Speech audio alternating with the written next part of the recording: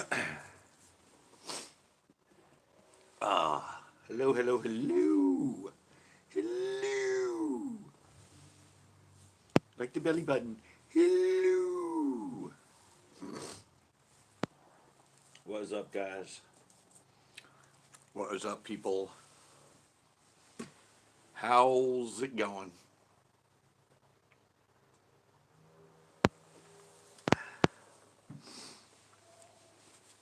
How's it going? How's it been?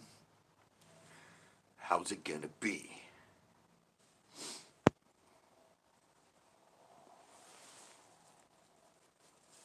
Just just got back from the pier. Went down to the pier. Oops, somebody came in. Went down to the pier.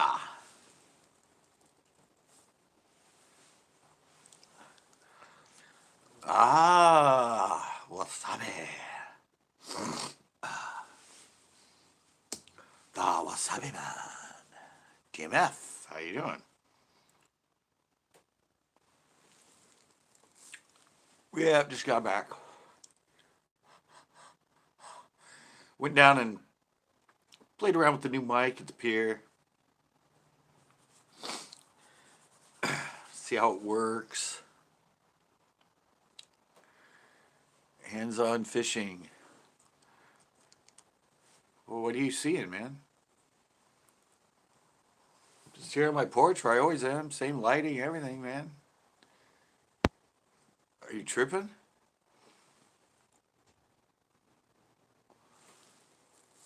Are you tripping, hands-on? I'm just sitting here in normal white light. Jesse.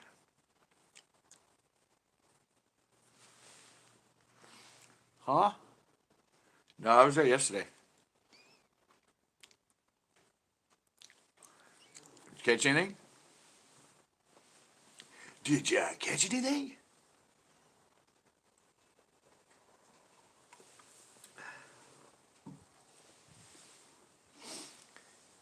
Any fish, DMF?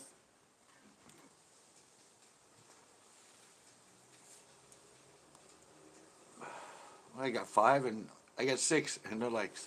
Nice. You did catch a trout. Well, that's more than I've ever caught in that damn lake. I didn't catch nothing in that lake. So the trout's still hitting the summer in there, huh? Well, that's good. They sure do stock enough of them in there. They stock a crap load of them in that little lake.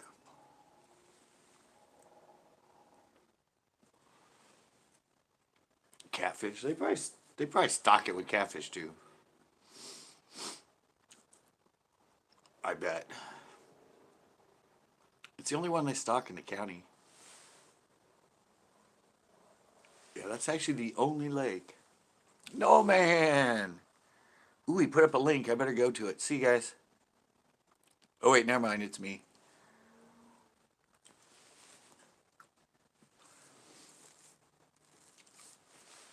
Yeah, my friend went to, my friend Ash went to, Margarita today. He's never actually been there. He called me and he was talking to me and he talked to me to the point that he had no reception and then he cut off. I'm like, he's like, yeah, I'm only a couple minutes away from the lake right now. Hey, what's up, Jose Trinidad? Yeah, and all of a sudden it clicked off.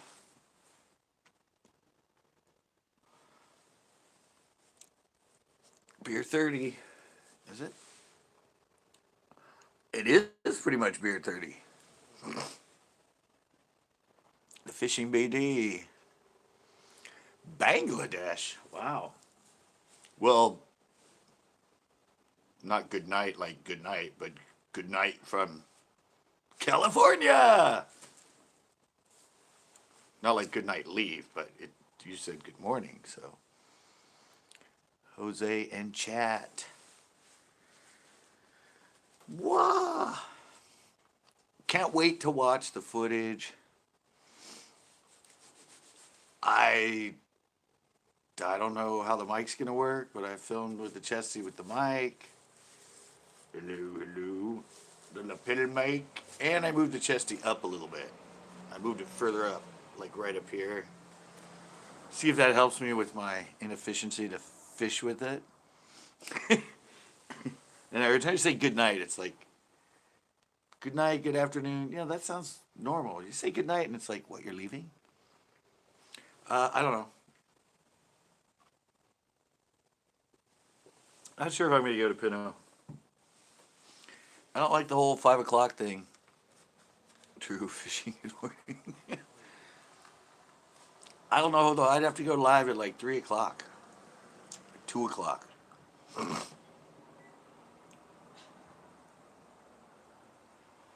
rather go live later. So I don't know. I'm sure it's coming up on 4th. That place is gonna be so crowded. I don't know. I'll get there eventually.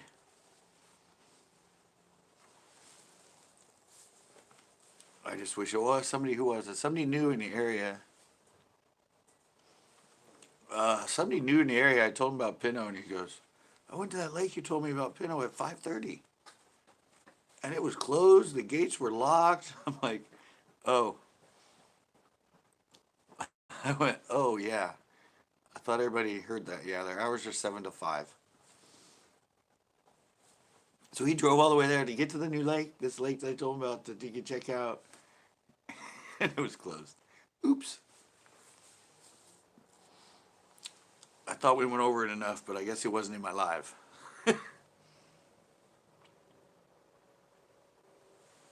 He done weren't in the live. So I guess he didn't actually know that it closed at 5. So I feel bad. Getting the guy to go all the way out there to try a new lake, and it's closed.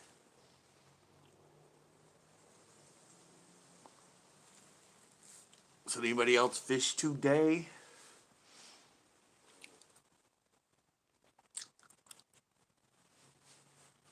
Anybody else fish? I know uh, DMF got a trout a couple days ago, but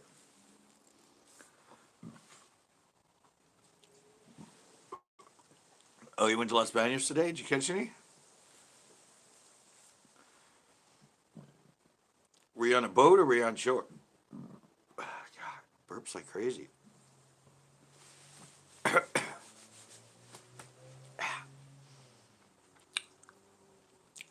Are you gonna try Uvis tomorrow? I heard it's low already. I don't know how. Keeper striper? Really? Oh yeah, that's right. I heard they had striper in Los Banos.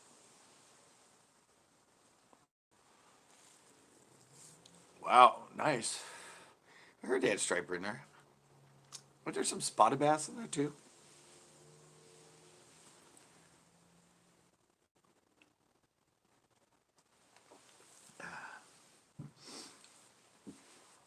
That's probably a lot of what you see schooling on top sometimes, or the striper.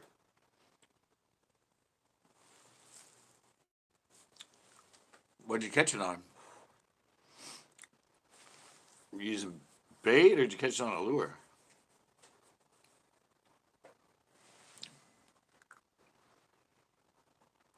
Oh, I thought you said Los Banos. I went to Los Banos today. Well, you went to Los Banos and San Luis today?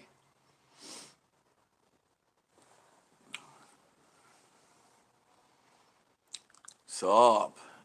Any fishing? I just got back from the pier. Filmed a little ditty about Jack and Diane. Two American kids living in the heartland. It was a great little film.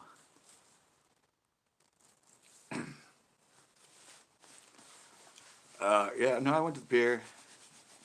Played around with the camera, with the mic. See how that goes. Wasn't that bad. It was nice. It was a west wind. It was a west blowing wind.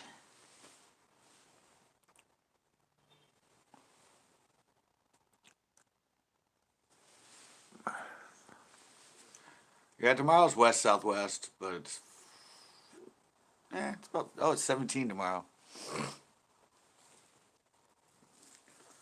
17 mile an hour tomorrow, but it's west southwest, so it should be coming from behind.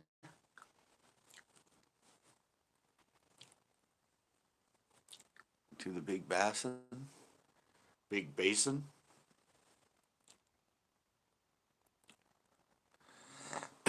101.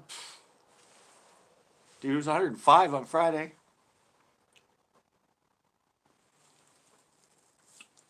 Yeah, we went and filmed on Friday. It was 105. It was 100 degrees at 5 p.m. And it was 81 when we left at 9 o'clock. It's brutal out there. And there was like a 25 mile an hour wind. Thank God. It seemed super hot to begin with, but without that wind,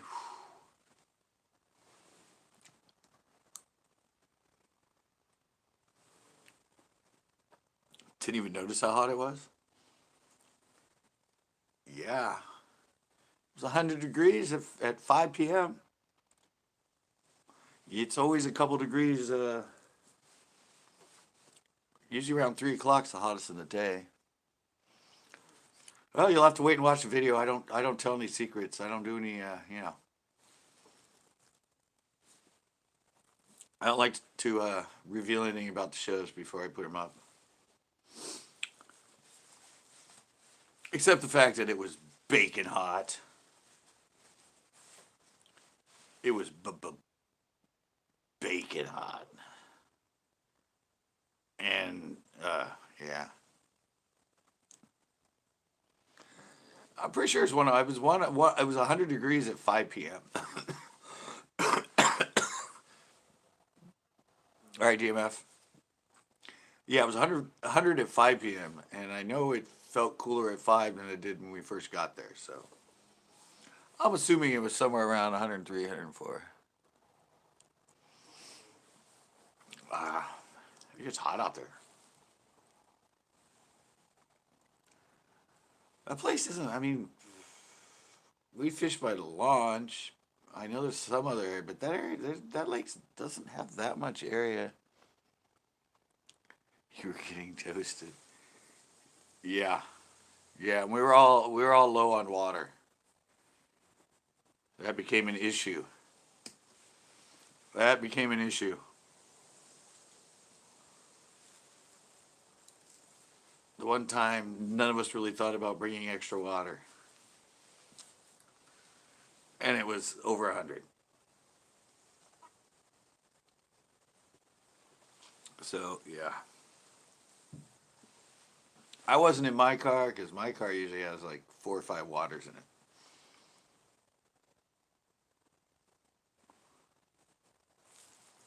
But, yeah.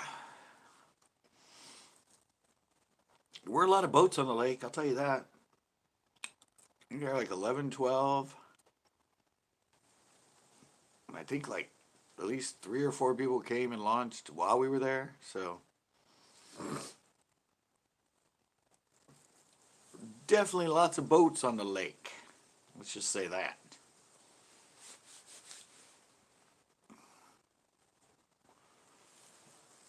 Lots and lots of boat traffic. But I mean, you can swim in that lake, so.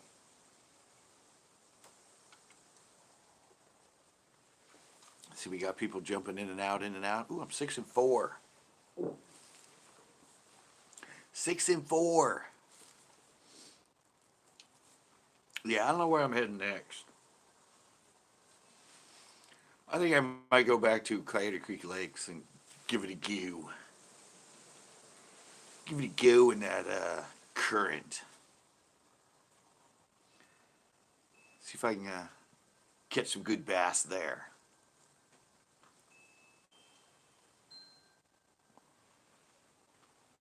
Yeah, I know.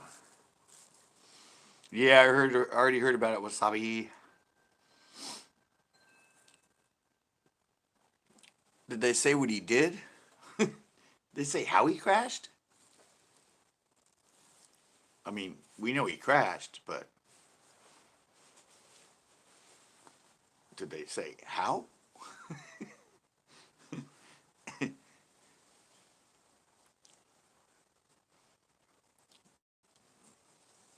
What to that person?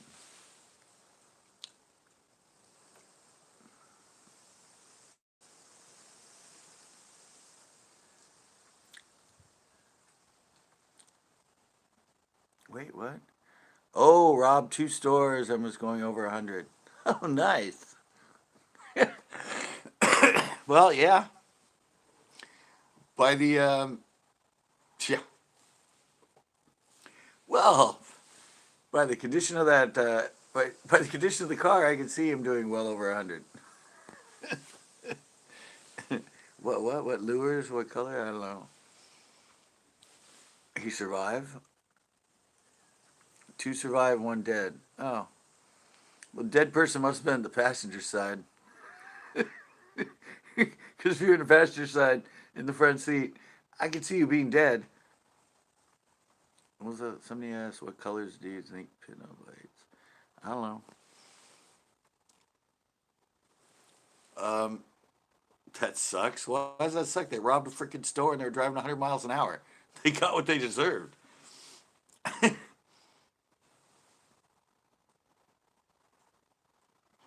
Yeah, I know there was no passenger side. It was half of a car. We couldn't even tell what kind of car it was. There was only half of it. Yeah.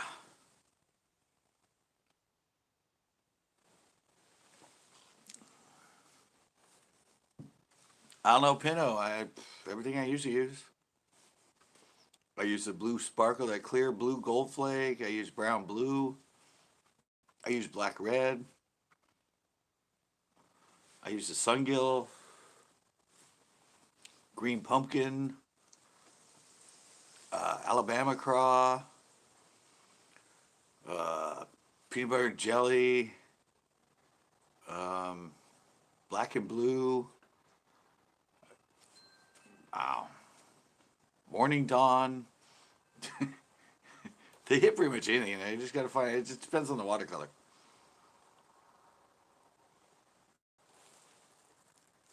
Depends on the watercolor and what they're in the mood for. Oh yeah, pumpkin purple swirl. Just gotta go through the gamut and see what they want. See if they want. Yeah, see what color they want. Sometimes it's weird, um, but there's so many bass in that lake. They'll pretty much eat anything that gets in front of their face. Cranks, I've caught them on root beer, Tennessee shad, bluegill colors.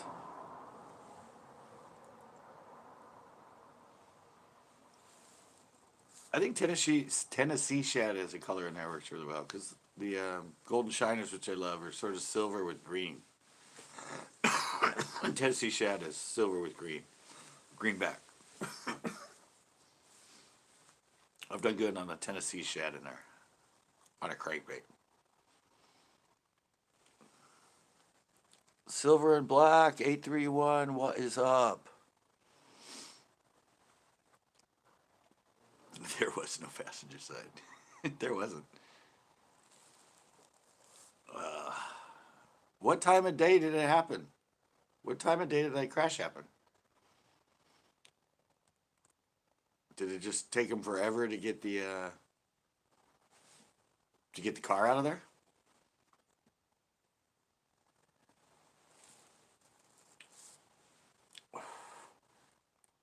It's kind of a bummer. Like, we couldn't have been doing over 100 when we were there. It was bumper to bumper.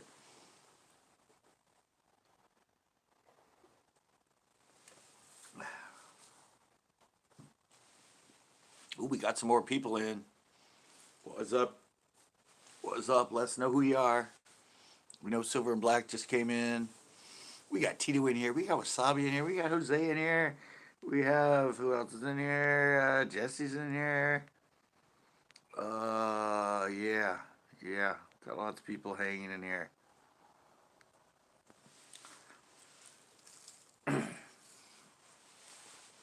Lots of people. Oh yeah, Noah's in here. Corn farts. Corn farts just came in.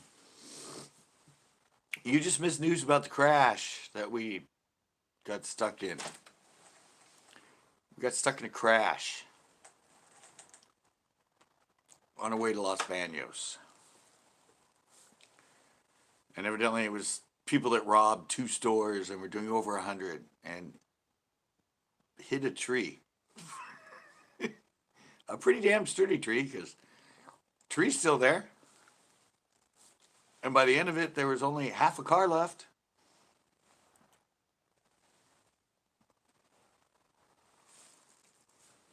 Yeah, and then Tito went, oh, that sucks. One person died. I'm like, dude, they robbed 2 stores and they were doing over 100 and they crashed. Yeah, that's sad. Yeah, but they put themselves in the situation. It's like, if they wouldn't have robbed 2 stores, they wouldn't have been driving 100 miles an hour, and they probably wouldn't have crashed. It's an unfortunate circumstance, but they put themselves in it.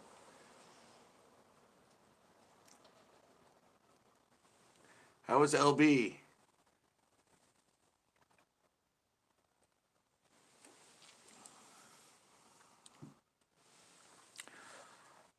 LB was 105 degrees.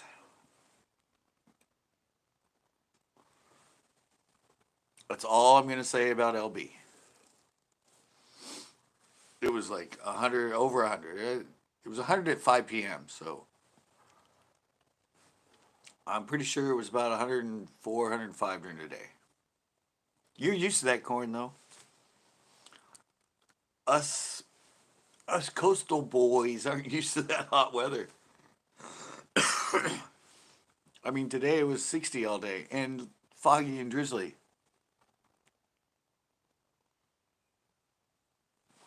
Wow. Yeah.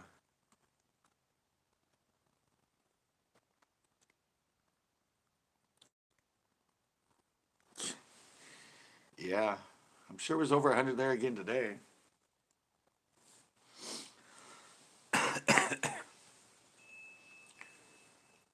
Yeah. Our neighbor,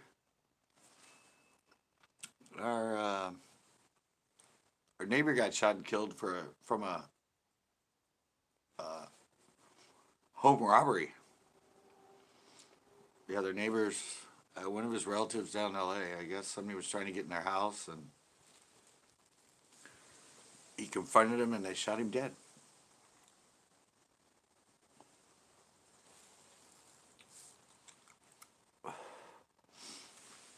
But that's down in L.A.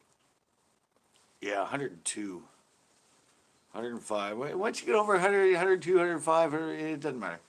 It all feels, it all feels the same after 100. It's just drench heat.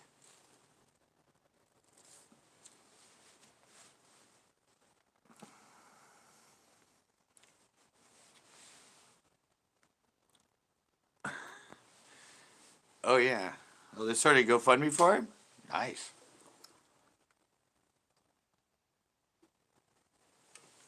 Always good to have people that help you out.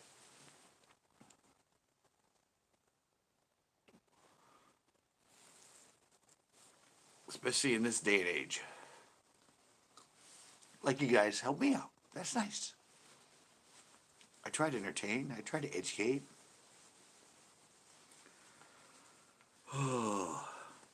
Did anybody see the post I put up today? Did anybody check out that video by Dan Mace?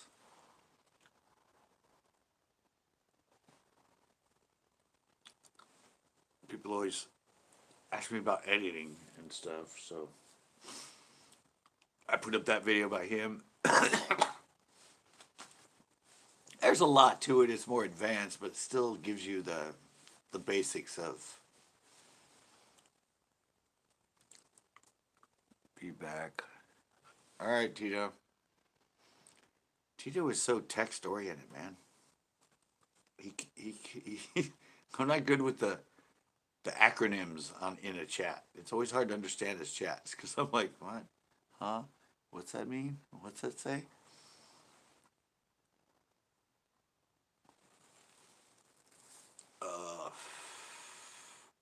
Yeah.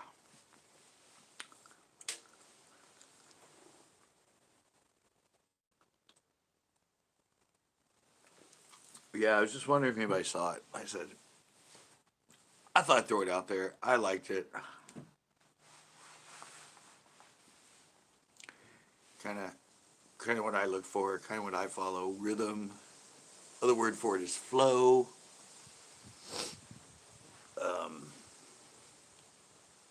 Making sense. Giving it a story.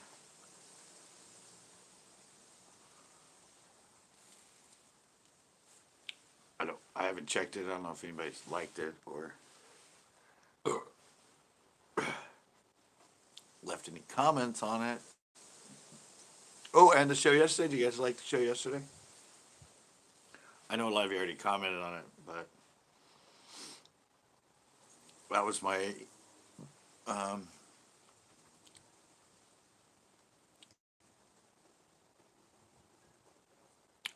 really Kevin. What is it? Wow, he's over 50K. Damn. Well, that should pay for half the hospital bill. Right? I know hospital bills are pretty expensive. Especially ones that would have to do with a surgery and a bullet.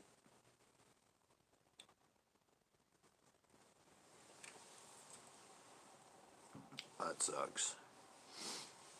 That's why I've never wanted to work at like a liquor store or...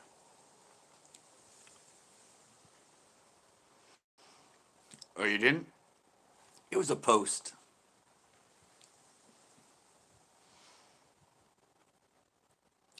It was a post. I mean, it wasn't a video upload. It was a post. It was a post with the link.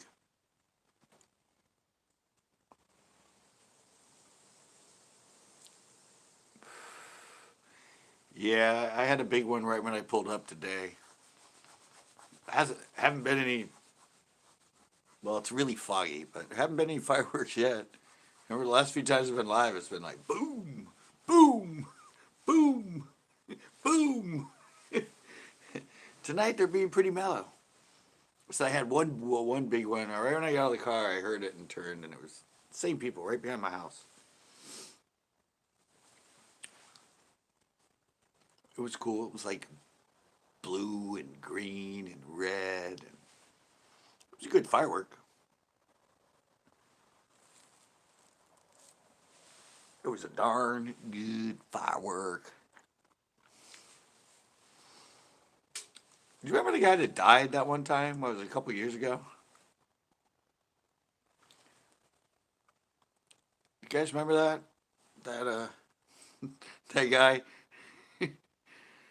He wasn't even that old. He was partying with his friends, and he put one of those mortar style fireworks on his head and said he was going to light off his head, and everybody said, "Don't do it! Don't do it! Don't do it!"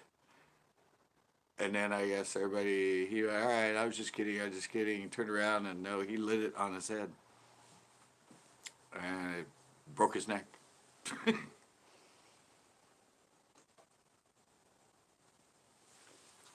Killed him instantly.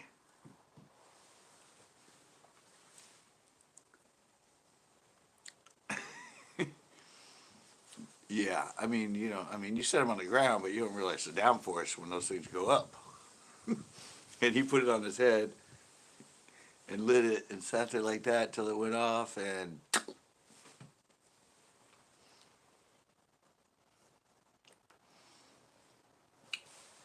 yeah, they're going to be going off for the next, 3 or 4 days at least, and then there's always people that find extra ones after the fact, and so for days after, you keep seeing things. Might be fun out here if it's clear night. When is the fourth? Is it night I go live? 27 today, 28, 29, 30, 1st, 2nd, 3rd, 4th. It's in a week? Is it on Saturday?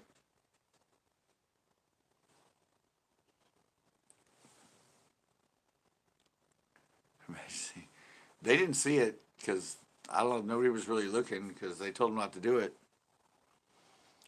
Cax Kahoo from Indonesia. Nice.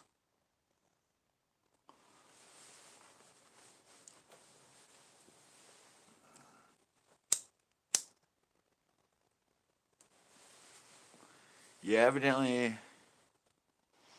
Are you from the future? Is this another guy that can give us the lotto tickets? It's got to be the next day if it's noon. It's going to work for us one of these days, Corn. Somebody's going to give us the future lotto ticket.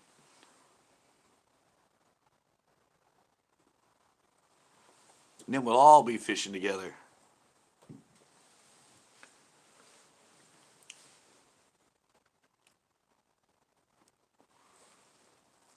When's your birthday, Jose?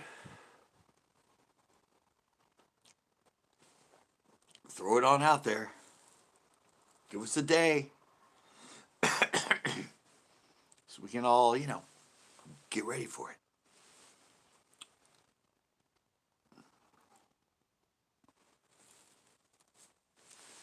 Yay? Nay? Where the heck is, I don't know, Tanner, Backroads, and Captain don't come in here much anymore. What happened to those guys?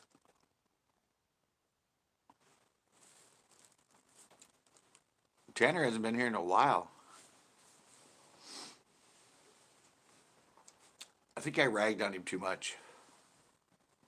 He always ragged on me. I was just ragging back.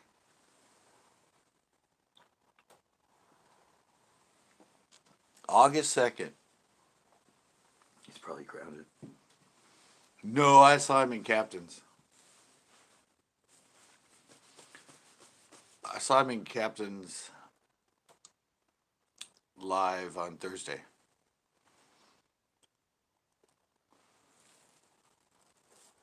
And Backroads is in there. And I went on the panel with Captain did it through StreamYard, so I went on the panel with him. He tried out the panels. It was me and an English guy. Yeah, I went live and then I shut mine down and then he was still live and I went on and he let me on the panel.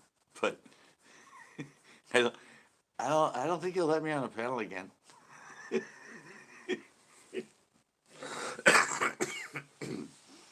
I think I was a little too I don't know. I think I was a little too overboard for him on this panel. I don't know.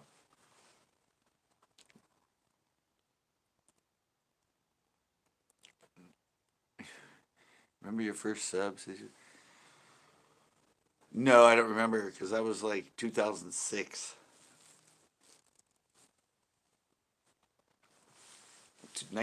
October 2006. So I don't remember my first sub. At that point, I was so new YouTube and that I wasn't so worried about it.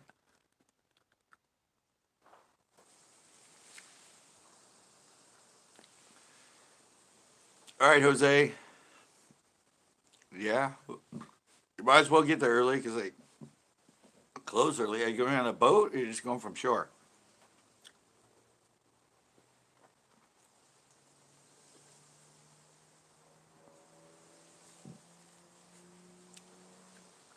Early.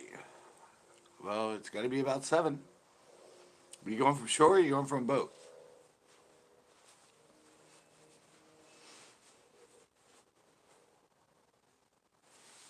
Well, I've already been live for almost 40 minutes. Jesus. All right, no response. Response for him, but are you going on shore or from a boat, Jose? Still trying to get the FYI on that.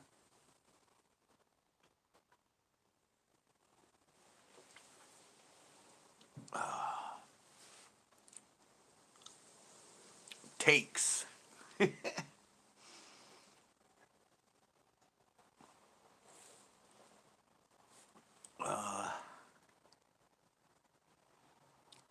Shore? Wow. I can't handle being there on shore that long. Well, unless you're only like going 7 to like 8 or something. I can't spend all day there from shore anymore.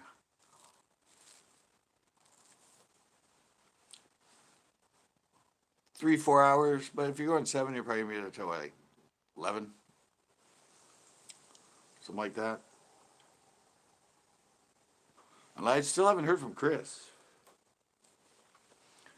I shot Chris an email telling him that Pinot was open, but he hasn't got back to me. So I don't know if he's gone or if he hasn't gone or if he's aware it's open. He's been saying he's just waiting and waiting and waiting to get there with the battle tub.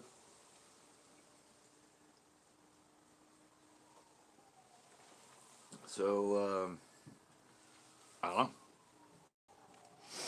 I haven't heard from him. I'm sure he wants to go out. He's with his son and everything that's going on. I'm sure if he did go out, 4 to 6 hours. Wow.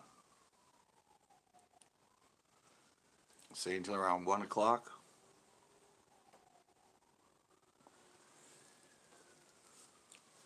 That's cool. I need to go there. I just know it's gonna be really, really, really busy for a while.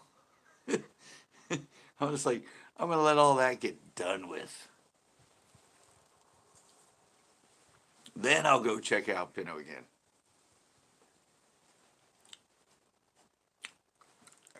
It just seems like it's gonna be pretty busy for a while. Everybody thinks the bite is gonna be on fire. No fishermen for 4 months? Oh my God. The fish are gonna be biting like crazy.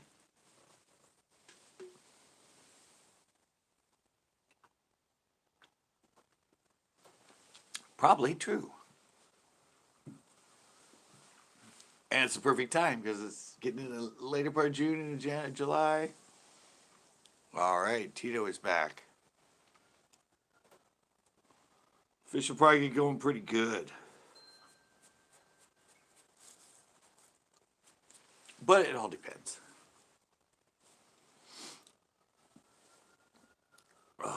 Yeah, I said I'm trying to figure out. All right, Jose. Yeah, I'm just trying to figure out where to go. I haven't filmed a solo show in a while. And I'm thinking I might hit up Coyote Creek Lakes.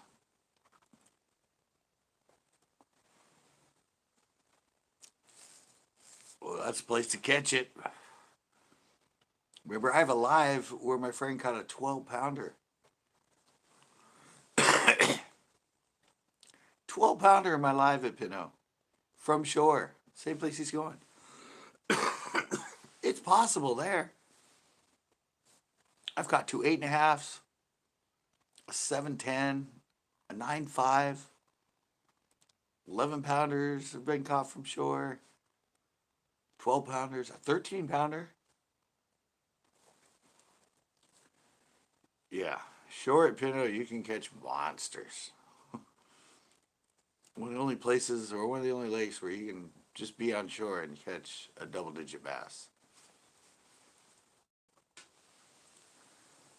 Only place in the whole lake where there's asphalt and rock, so.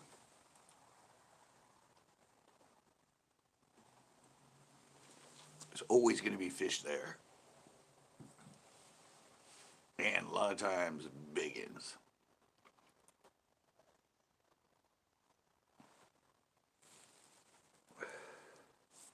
So yeah, good luck, Jose. Well, no, you're already off. I'm Trey, and have a good night. All right, Corn. Yeah, I understand, man. Kicking in 100-degree heat, it drains you. I was like me last night. I was just like, I got back. I was just like, wow, that was wicked, wicked hot.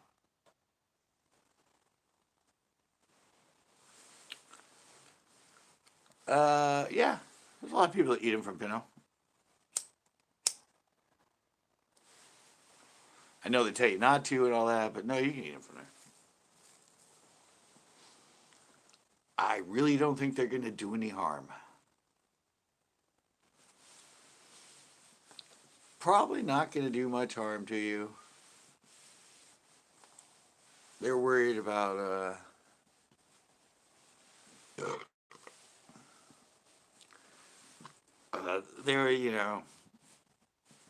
they have all the signs up, polluted water, this and that, but it's frowned upon. I will say that it's frowned upon. If you like take a fish home, it's legal to take them, but everybody there will be like, they'll be eyeing you as you leave, like, where that fucker's taking our bass? Why is he taking our bass? But hey, it's all good. Humans won't clean out a lake.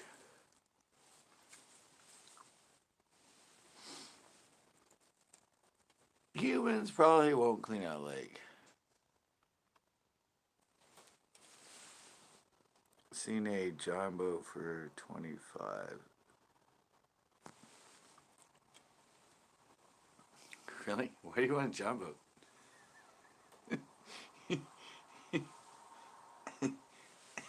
You don't want a little John boat. If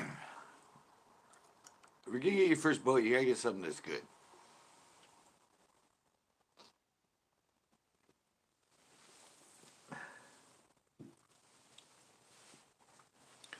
Little John boats, playing with them, no. Everyone thinks, oh, I can just get a boat. And then I go to the lake and I catch a bunch of fish. But it's a little boat and you don't have control and it's hard to stand on and it's hard to fish off of.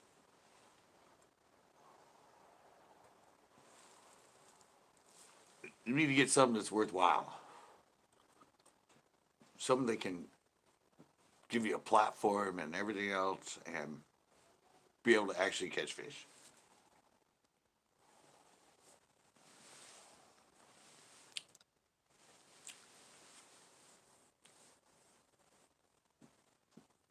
Don't go for this little stuff. don't, don't go for a car topper or a little aluminum. It's just start off with luxury.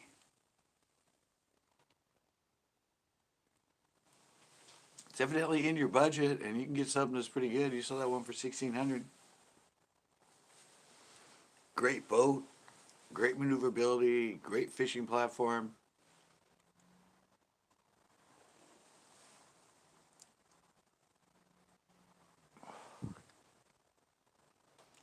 No, don't do it.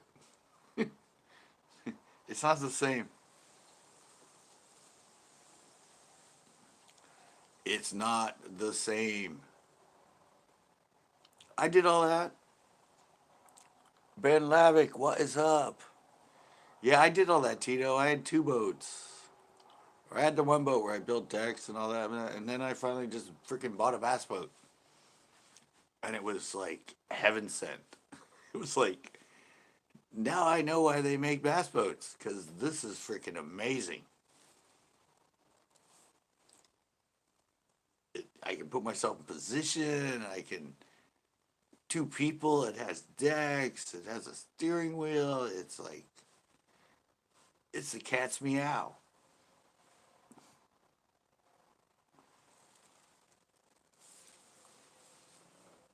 So much better than trying to build a boat and make it into something that's not.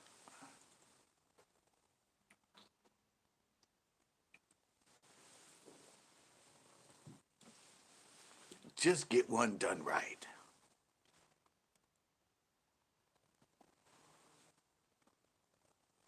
Oh, that was a fake?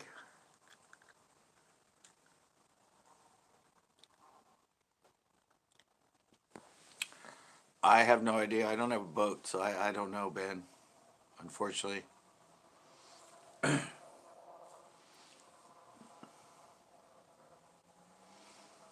Yeah, just keep looking. You'll find one. I said, there's gonna be plenty of bass tracker style boats in that are somewhere around 2,000, 2,500 or less. Especially in the current situation, because a lot of people are getting rid of stuff because of the economy and everything.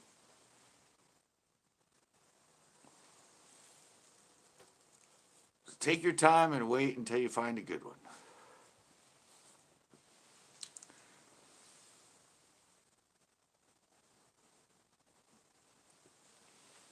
I said I bought mine.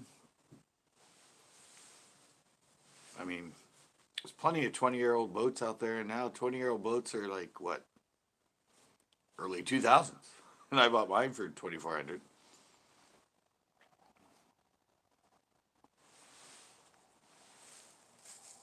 Yeah, I don't know anything about launching around here.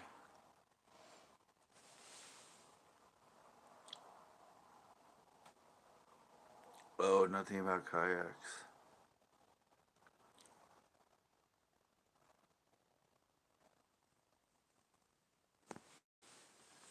Um, I still haven't looked, Tito. Maybe tomorrow I will. I'll get on and look around. Old ones, like 90s for 5K. What, bass trackers? No, I don't think bass trackers shouldn't go for that much.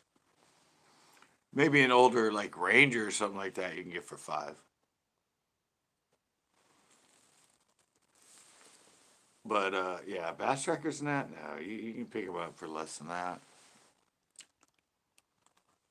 Yeah, those are old. You can get old Rangers, old Nitros, all that. Yeah, for about 4 or 5K now.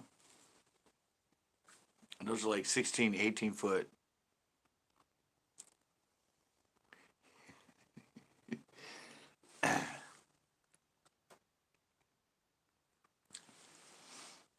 2K is my pay range. Yeah, no, I said I know where your range is. No, I'll look around for you.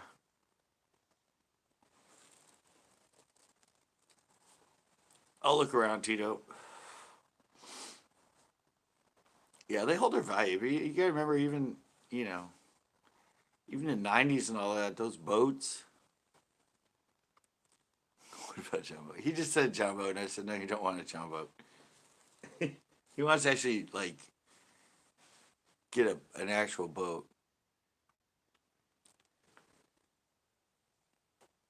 Yeah, no, we actually want to put him on actually boat. Just a John Low. I've had a John boat.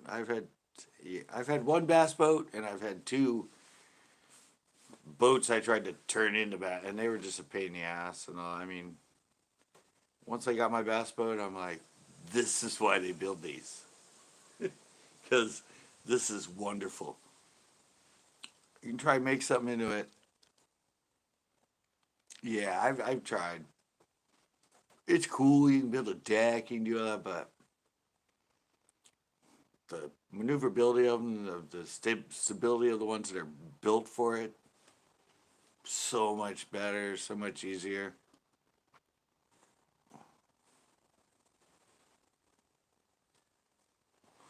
Yeah, I said I spent yeah. Once you get on one, I need to get one. I fix my car. Yeah, it's like you understand why they built bass boats.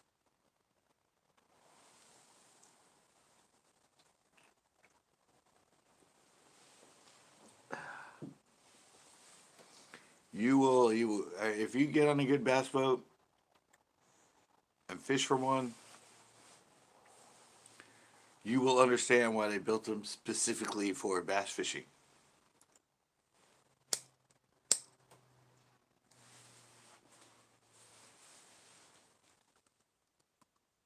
Yeah, ladies love them too. Don don don don. Yeah, no, it's a totally different game. You can try and buy a boat and turn it into one, but it'll never be the same. It wasn't meant to have decks in it and everything else. You need to buy one that's built from the ground up to be a platform for bass fishing.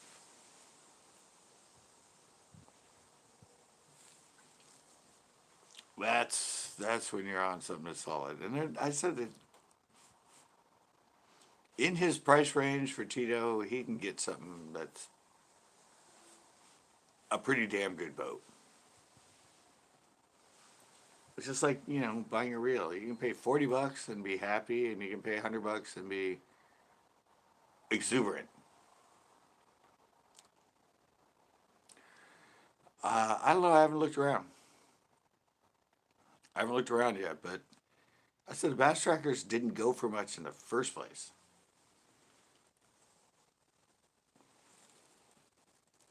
We went for like six, seven, eight,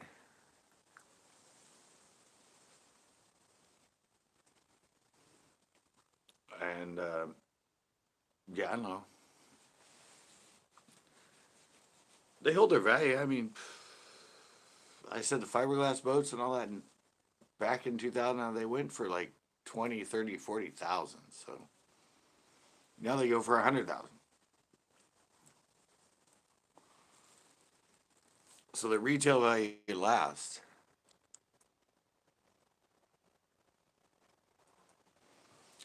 Uh, yeah. Well, actually, the bass trackers are a little light.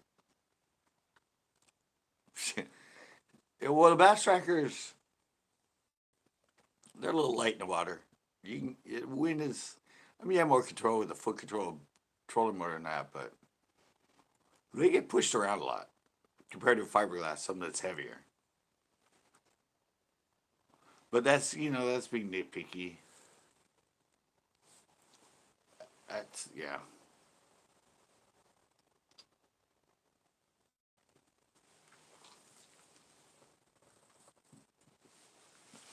I don't know. Tito's really into fishing and all that, so I want to look around and get him something that once he learns how to use it, learns how to fish off it,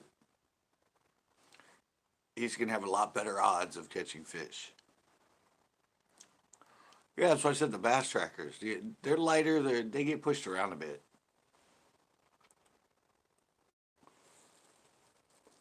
but it's still a hell of a way more stable than a john boat,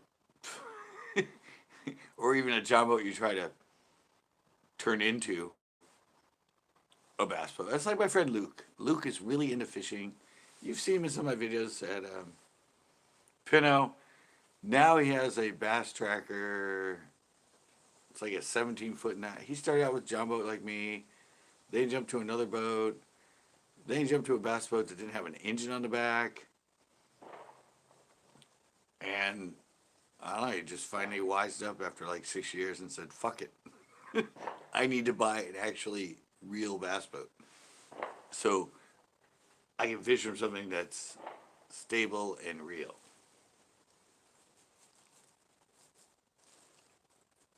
Yeah, I talked about one of the videos of Pinto. I saw him there, and I go and talk to him, and you can spend money here and spend money there, spend money there, spend money there, spend money there, and you're just you're not happy, you're not happy, you're not happy, and finally you go, you know what, I'm just gonna do it. I'm gonna actually buy a nice boat.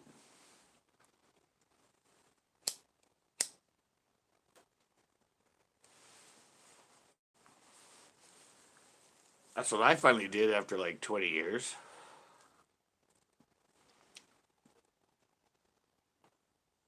I'm like, you know what? I have the money right now.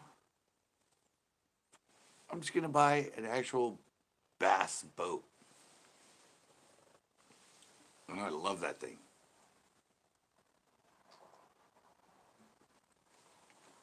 If I didn't do what I did in that time and have unfortunate circumstances and with my store, I'd still own that boat.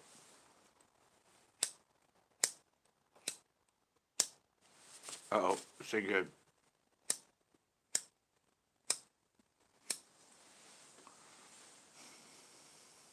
I think my lighter's out. Oh well.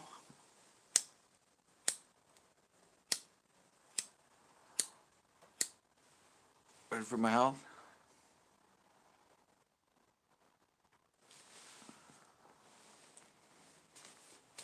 Dang it.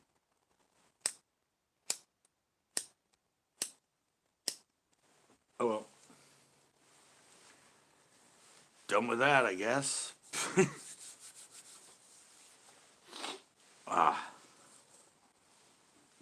Yeah, I said once you get yourself to the point that yeah, you're on something that's like me in tournaments, fishing on those boats and everything else.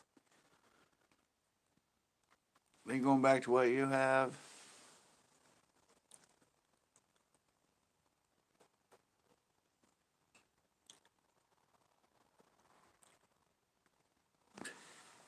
Don't know a spot to park it. Well, I can buy a boat, but I can't keep it anywhere. That's going to be an issue.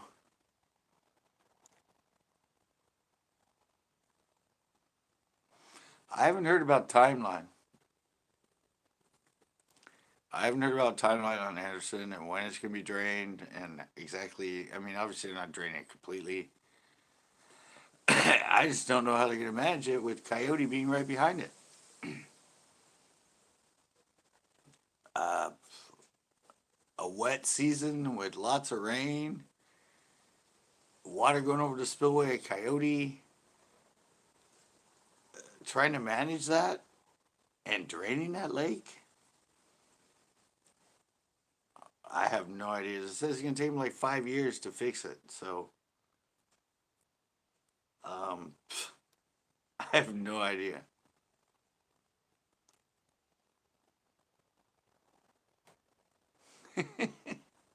New car. Yeah, I don't.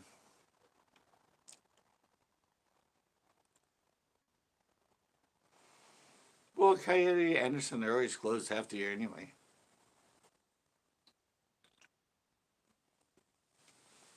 Yeah, I don't. I don't know. I don't know how they're going to. I don't know how they're going to manage draining it down and managing the water flow and winters, and I have no idea. It's got to be a logistical nightmare. I mean, because when it went over the spillway that one time, it flooded San Jose. So I don't know. I just seriously have no idea how they're going to manage. They can't drain it. There's no way they can drain it. I mean, they can drain it, but they can't keep it drained. There's there's Coyote Lake's right behind it, and it can't hold that much water. It won't even take a big rain, Ben. It'll take a normal rain, a normal season. pretty much a lot of times in normal season, coyote will get to the point it goes over the spillway, or they have to let out a lot of water to keep it below the spillway. It's only a 680 something acre lake. It does not hold that much water. Anderson holds 90, was it like 90,000 acres? 30,000 acres, something like that. All the lakes in Santa Clara could fit in Anderson as far as volume of water. So I have no idea how they're going to manage that.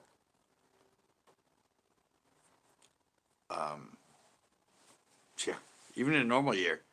In a normal year, lakes fill up and they get full. And they're able to manage them and let water out.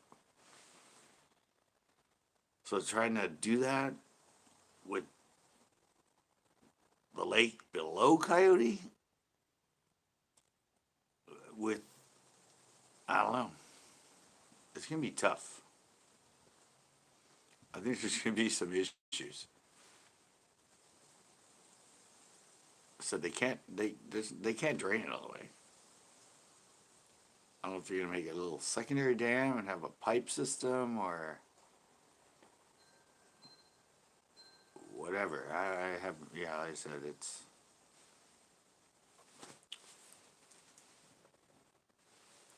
there's some miracle engineering going on with that whole process of draining Anderson and fixing a dam. If it's going to take 5 years.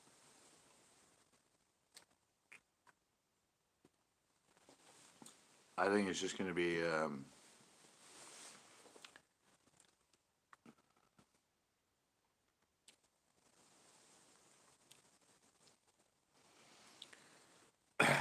well, no, and even this year wasn't that big, but Uvis filled up, Chesbro filled up.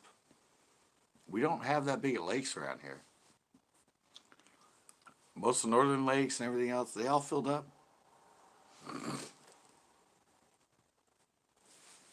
It was a good enough year that they filled. So I'm going to try this again.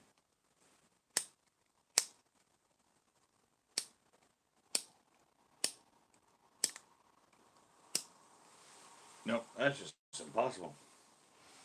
Yeah, I don't know.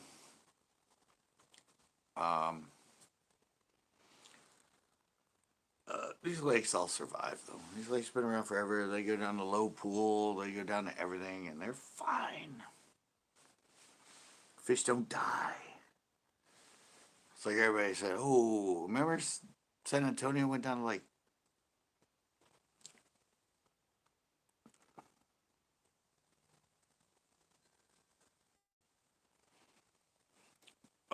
why? Because Anderson's below it. So you gotta remember, Coyote's above Anderson. They wanted to sort of look at and figure out. They didn't know what the rain was gonna be. So they're keeping the lake before it exceptionally low and laying it into that and laying it out to that, just in case something happens, they can hold more water back before it.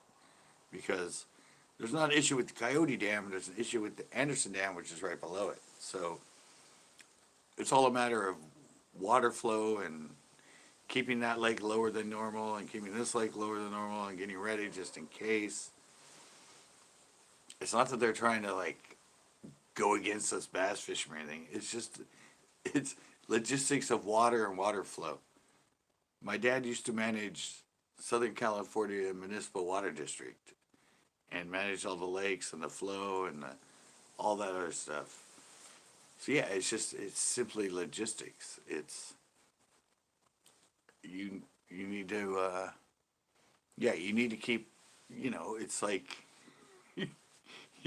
it could fill up, but it could fill up and we could have a random huge storm and suddenly you're like, ah.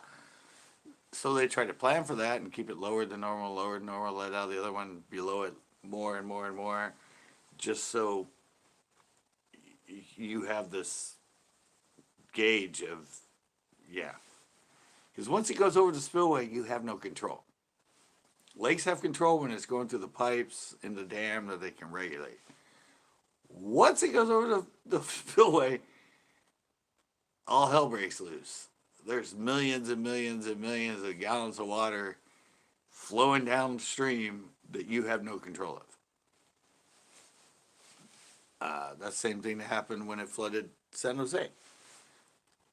Anderson got fuller than they could expect because it was just flowing over Coyote Creek Lake's spillway.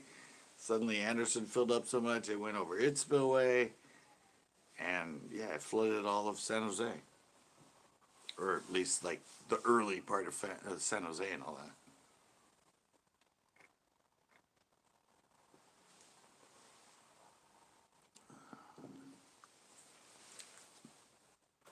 Oh yeah, I'm sure. I'm sure those fish, they spread out. It's water. They're like, hey, let's go over here. Never been over here. Look at all this new water we have. Let's go check it out. Yeah, that's kind of the way it goes. I mean, when lakes flood and go over above pool and all that, like picnic areas, all that stuff gets flooded and everything gets.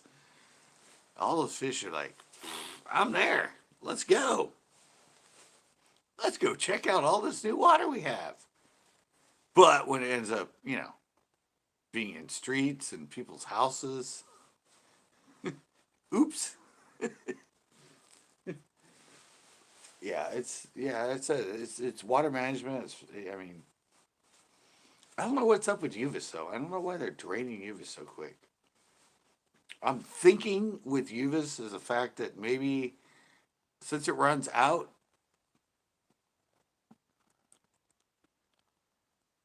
I wasn't here in the '90s. I was in San Luis Obispo in the '90s. Um, I'm thinking UVis because it heads to Watsonville. It comes out Watsonville. I don't know if it goes into all those sloughs or if it goes to feeds into Pajaro or something. But I think the reason they drain UVis so quick is somebody downstream is paying for the water, and it's probably the farmers. There's probably farm water that and farmers right there in the Watsonville in that area that are paying for the groundwater not to do agriculture. I'm pretty sure because they drain UVis way quicker than they drain Chesbro. Yeah, so I think they use UVis first, and I think Chesbro's got to run into the same water system. But yeah, it has to be how quickly and how much they drain that thing. I don't think it's just because. I think it's I think it's downstream and the Watsonville agricultural area and that. I think they supply them with water, so they're paying for that water. So they have to keep the creek flowing and keep it going down into the canals and everything, so they can pump all their water to grow food for all of us. And you know, yeah, not sure, but I'm pretty sure because Coyote Creek's the one that runs the other way. That comes out of them, and that one they keep flowing because of the native trout and the salmon and all that. So I know those lakes aren't going anything.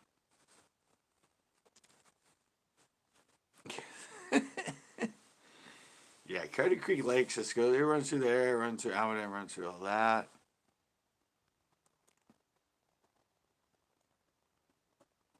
Wait, what are lakes over specified as Highland or like natural?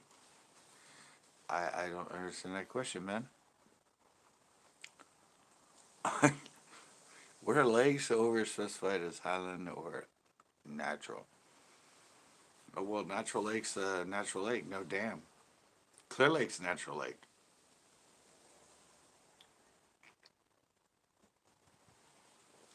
I think Clear Lake's like the fourth largest lake in the U.S. Completely in the U.S. A lot of the Great Lakes are halfway in the U.S. and Canada. But yeah, natural is, yeah, no dam, no nothing. It's just a natural lake. Not many of them around.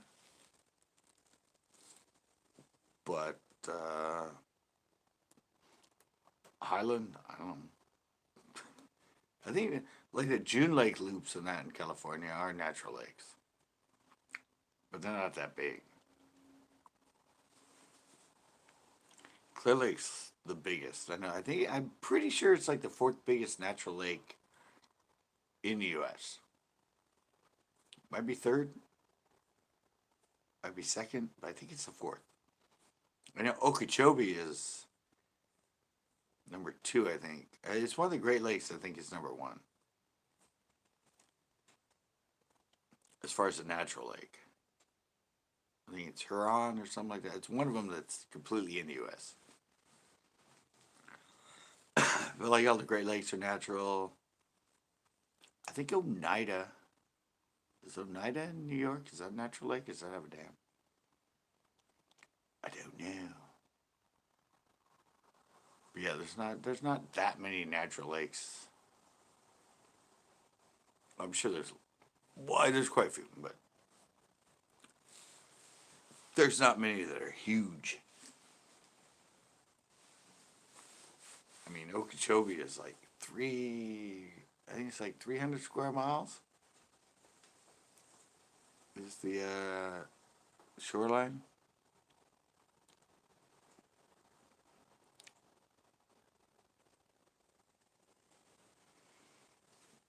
I don't know. It's all access there.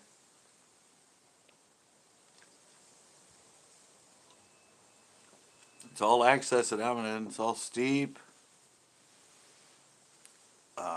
Yeah, it's all steep. When it's drawn down, it's low. You can walk around it more, but there's not much access. You can't park anywhere near your fish. You got to park either at the end or way at the other end. You can't really, unless it's low enough, you can't really get to the other side. Um, I don't know. Same as Guadalupe. Guadalupe is pretty much by the dam. It's, I mean, most of the lakes in California are built in valleys with valleys with the dam. So you're looking at you're looking at steep areas. You're looking at steep steep things to get to. It's California. We're mountainous. We have valleys. That'd be a nice lake for kayaks. Yeah, but you can't put anything in any of those. Yeah, no watercraft on any of those lakes. That's what I said. People keep telling me, "Oh, we want you to fish from shore." And I'm like, you need to get a kayak. I'm like, it doesn't matter. I can't put a kayak in any of these lakes. Cotton Creek Lakes, Uvis, Chesbro, Almaden, the other Almaden, Guadalupe, uh, Coyote half the year, Anderson half the year, uh, Vasona. I mean, I fish a lot of body water that everyone's like, oh, you need to put a kayak in there. I'm like, this is California. You can't do it. If they don't have mussel inspection, you cannot put any piece of watercraft into the lake. It's that black and white, guys. You just can't do it. If there's no mussel inspection, there's no vessel allowed in the water. Kayak, float tube, anything like that. Anything that floats in the water column, you cannot have it here. Yeah, it is. We're that strict in California. You're right. It's mostly California. Um, yeah, and like I said, even places where you're allowed a boat, you just can't go to the other side of the lake and put a kayak in. You have to go to the actual launch area. You have to have it inspected in order to launch. Most people are like, oh, well, they're not boats. I'll just go to the other side and slip my kayak in and I'll be good. Uh, Not really. If it ain't getting inspected, it ain't going in the lake on majority of them. Delta's a little different. Clear Lake's a little different. There's actually a lot of launch where you can just launch. But the further south you go in California, the stricter it is. We're kind of at the strictest, especially Santa Clara County and Anderson and Coyote, and as far as inspections. Well, they seem to be less strict the further north you go with the lakes. I don't know why. Probably because the mussels started in Southern California, and I don't know.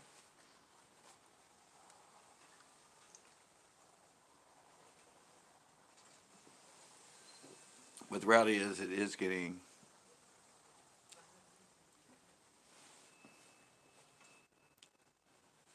Yeah, you can't. Yeah, Tito, you can't. Everything has to be inspected.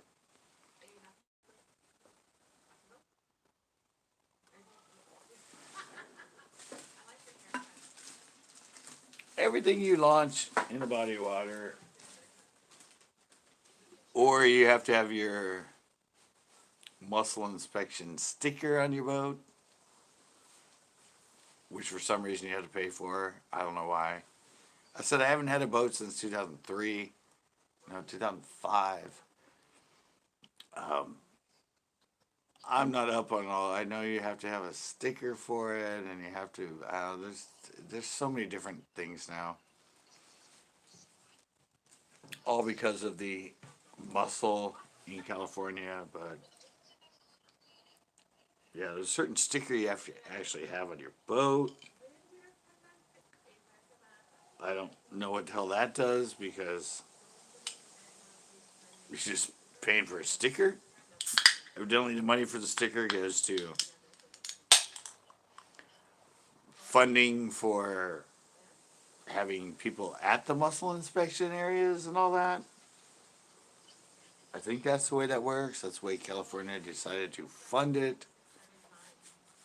What you had to pay for, you had to pay for your registration, you have a registration sticker on it, then you have to have your mussel whatever sticker on it too, and I don't know. I said I haven't had a boat since all this shit's been going on in California, as far as the mussel. So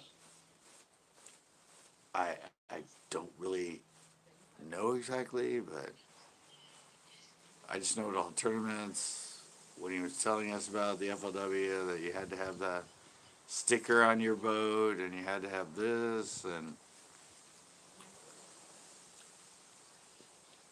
it sounded pretty much like a pain in the freaking ass. But that's how it works, evidently, in California these days. Okay, guys, I'll be right back. I gotta do a potty break. Enjoy, talk to yourselves, or just enjoy the lights. I'll be right back.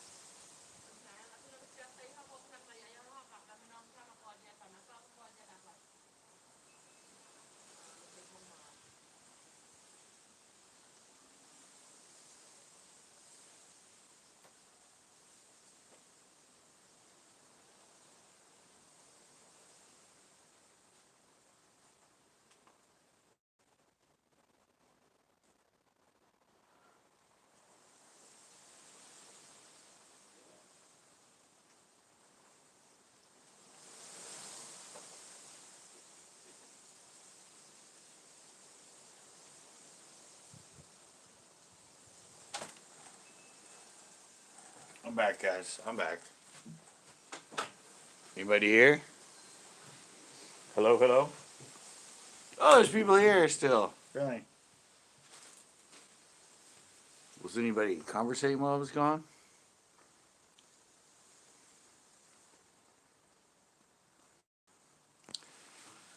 Got a letter. This will make my life much more enjoyable.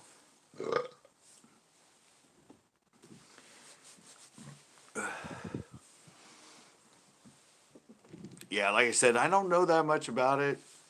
I guess I'm going to help Tito look for boats. So,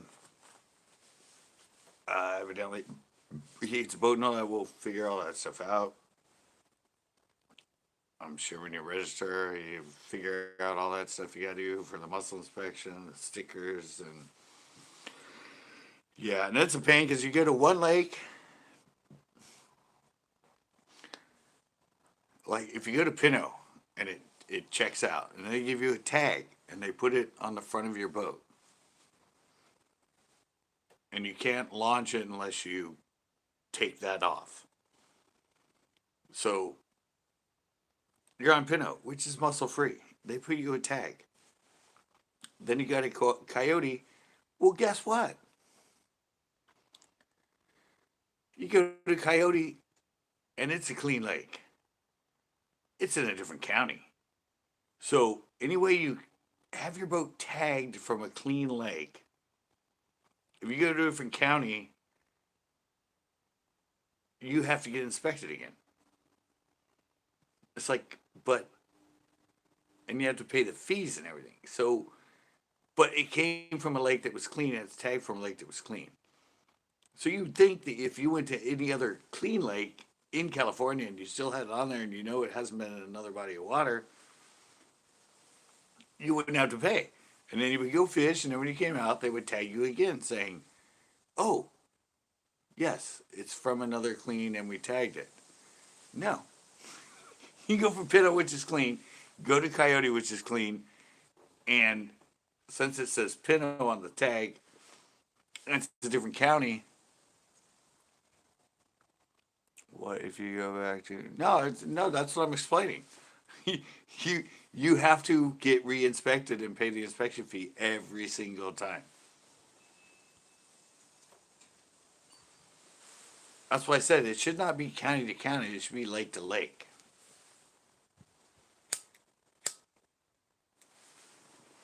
But this is how California wants to make money. You're like, but why? Okay, I came here. It has a tag. It's sealed from Pinot, which doesn't have mussels. So you're going to cut that tag off. You're going to re-inspect me, charge me the fee, and then, or fail me, because they can still fail you, or you have to pay if they fail. But anyway, why would, yeah, okay, well, yeah, that's Monterey County. I'm now in Santa Clara County. No, it's like $15, $20, something like that for inspection fees. Yeah, that's the stupid thing about it. Stupid thing is, if you come from a lake and you have it sealed, which means it hasn't been off the trailer since you were at a clean lake, why would you go to another lake and have to pay for an inspection fee when it came from a lake that doesn't have mussels?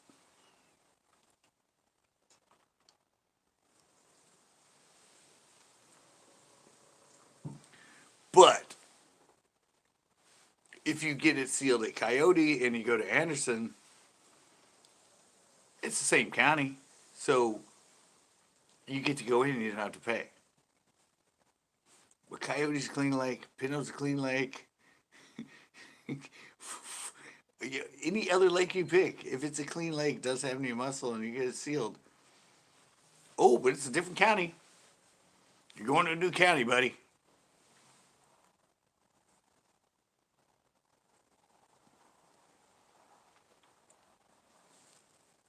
Yeah, I mean, they inspected it, it's dry.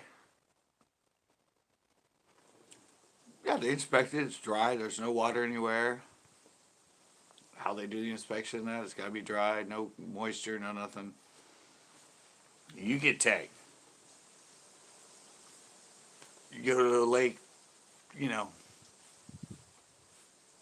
40 miles down the road, it's another county.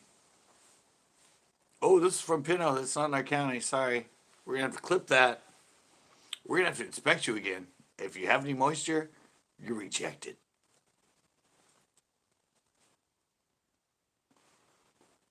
It should be universal. I mean, it should be, I mean, it makes no sense.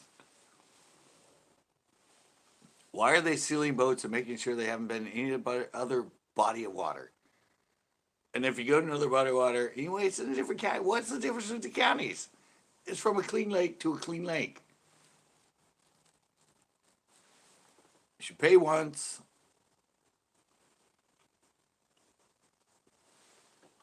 And you're golden. But no, that's just the way California works. They want their money every single time.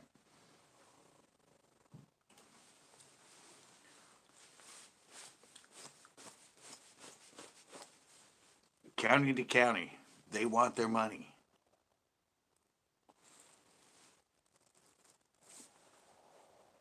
It's just absurd. It's done not right. Makes no sense, but it's the way the government works. It's not, you know. That's what I said. I'm like, I have a friend. I actually have a friend, Kevin. I don't know. He's been in a lot of my videos. He actually has like 5 boats. I think he said 5 boats or 4 boats. He's old. He's retired. He has lots of money. But he has a boat for each county and each lake he fishes. Just so he doesn't have to deal with it. He's like, oh, I'm going to San Luis Reservoir, or Forbay, or Los Banos. I take this boat. Oh, I'm going to Pinot. I take this boat. Oh, I'm going to Coyote or Anderson or Calero. I take this boat.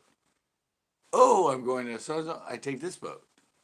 Yeah, just so he just has a separate boat for each freaking lake. Just so he doesn't have to deal with the bullshit. So that's why I said it's all bullshit. It's like there's no way you should have to pay going from a clean lake to a clean lake.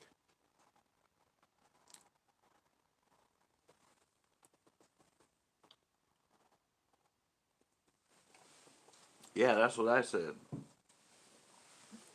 I mean, that's the same thing I'm thinking. I'm like, it's so complicated these days with boats and traveling and going to different lakes. I mean, unless you have a boat that's you don't even use your live well, you keep it dry. It's like get a boat and only use it in one lake. Like it's much easier. Or if you have a boat and you're only going to one county and they have like 4 or 5 different lakes, you're golden because you can go to all of them and not have to deal with it. But if you're traveling from, well, I said up north, it gets easier. Once you get up towards like Clear Lake and Delta and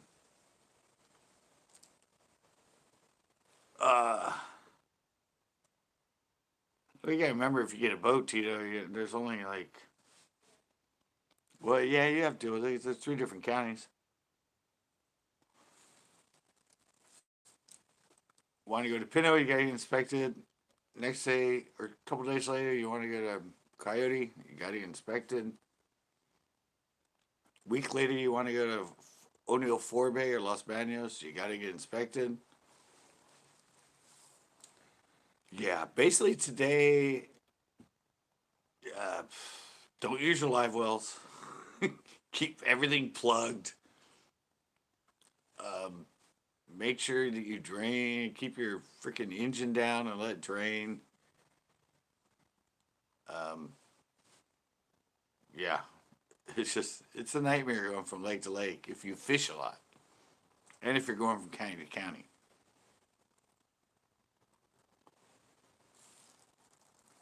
Because there ain't no way if you go to one lake, if you go to Pinot on like Saturday, and you want to go Pinot or Coyote on Sunday, I mean, it might not drain all the way out of the engine in one day, you know? Or there might be a drop that comes out of your trolling motor the next day. I mean, it's just ludicrous.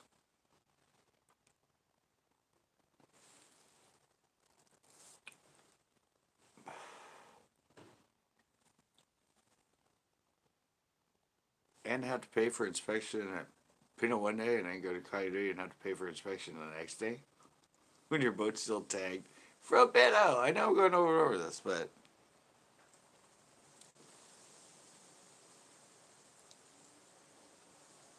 P, Nazi, Pinot, Coyote, Mediterranean. Well, every time you go to those lakes, you're going to have to pay an inspection fee.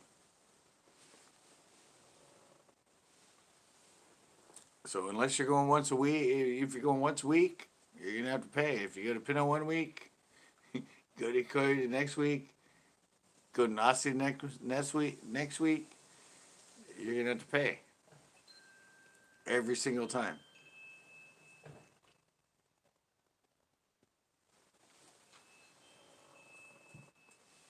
That's why I said it makes no sense.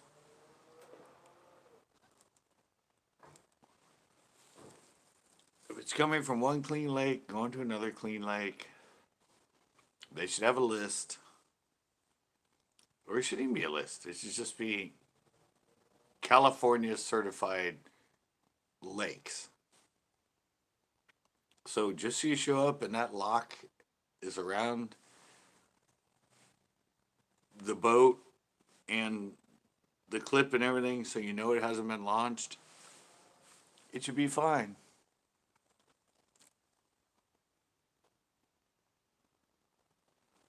No, Pinot's in Santa Cruz County.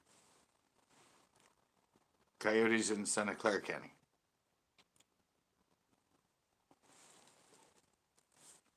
Different counties, my friend. Pinot's Santa Cruz, Coyote's Santa Clara. Loch Lomond is Santa Cruz, and Pinot is Santa Cruz County. But yeah, no. I mean, it's not that hard. You just have to pay. I mean, you watch Better Odds. He fishes all those different lakes with his boat. He goes to Los Banos. He goes to Loch Lomond. He goes to Pinot and that. He just has to. He just has to pay to be inspected every time.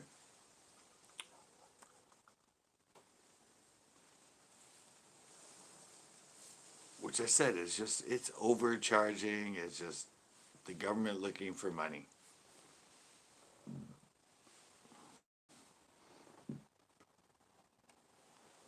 It's the way California works.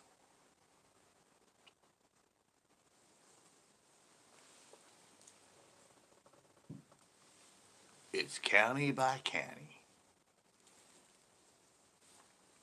which is just stupid.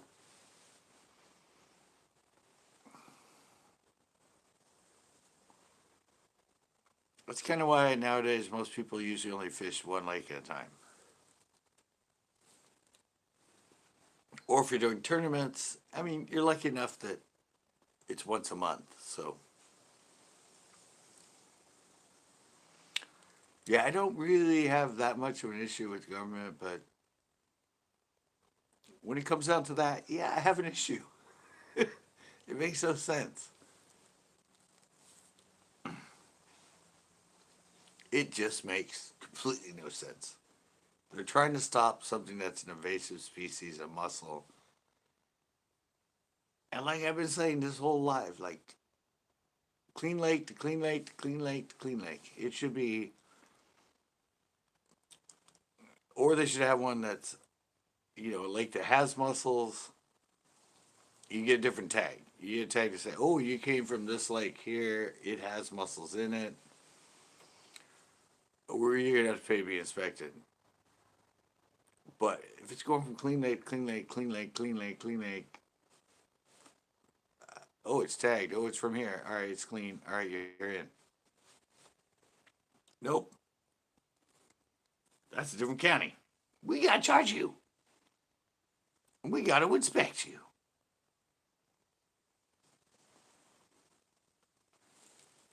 I said, I'm kind of glad I haven't had a boat in the last like 10 years since all this started because I know how much of a hassle it is. But yeah, it's kind of a pain in the ass.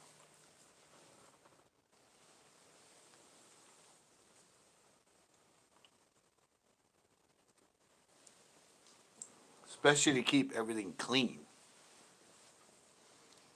To have, I mean, if they find a drop of water in your engine, in any sort of porthole, like any of your plugs, they take them out and they put their finger in any sort of water, you're rejected. It's got to be 100% dry.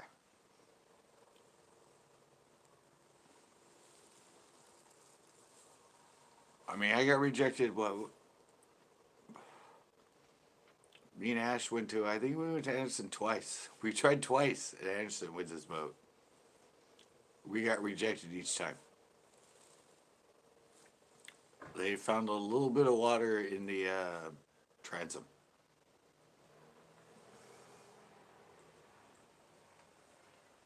Yeah, it's good to know. A lot of people, I mean, because a lot of people aren't in California and realize how strict we are.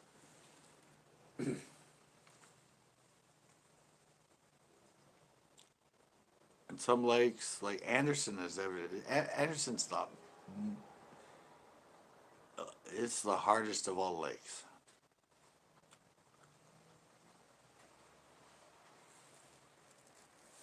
That's what I've heard. Like in the state, evidently, the inspection there is just like insane. I even had the guy tell me if they see a tackle box with bobbers in it, they will check the bobbers to see if there's water inside them. I'm like, what? Really? You're that anal? No, like, oh yeah, oh yeah. We if we see anything out and or there's a bobber or something like that in the boat that has water, oh yeah, we'll reject them. Like, yeah, that's what he told me. I talked to the guy. I wish I had him on film. But when we get inspected at Anderson with Ash, that's the guy told me. He goes, "Oh yeah, if yeah, if you have it on the deck, we'll even inspect that. Anything that's in the boat, anything that's gear and everything that's in the boat. If it's there and we look through it, we find water. They're like, we'll reject you. Like, how anal is that? Like, seriously." If I would have left it in the truck and got inspected and then put the tackle box in there afterwards, you wouldn't have looked through my tackle box to see if there was water in the bobber. Yeah, they're taking it way too serious.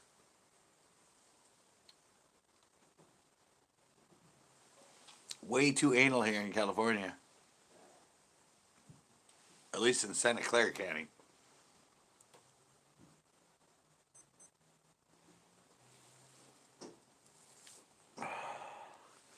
Yeah, it's a tough road. Things you're gonna have to learn, Tito. Things you're gonna have to learn about going from one lake to another. And all the lakes around here do you want to fish? Unfortunately, are all three in different counties.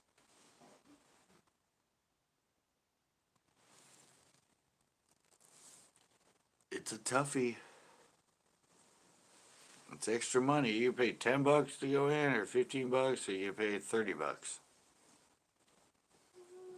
because you have to get inspected.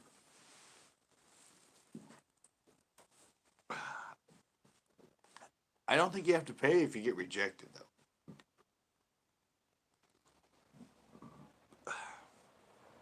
If they test you and you don't pass, you don't have to pay.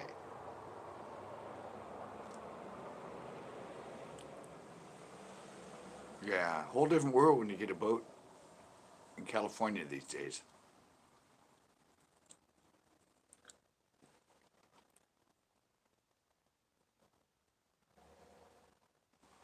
Whole different world.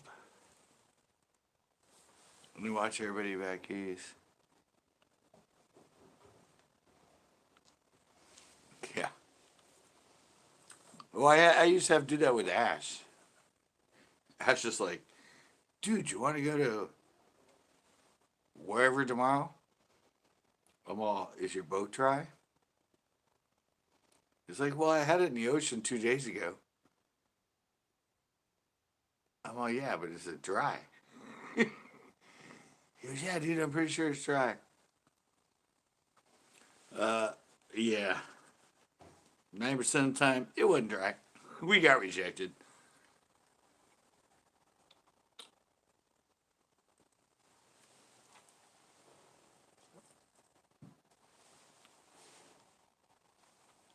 Yeah. I think there was like 3 or 4 times I went with Ash, and yeah, we got rejected. No bueno, dude. We found some water.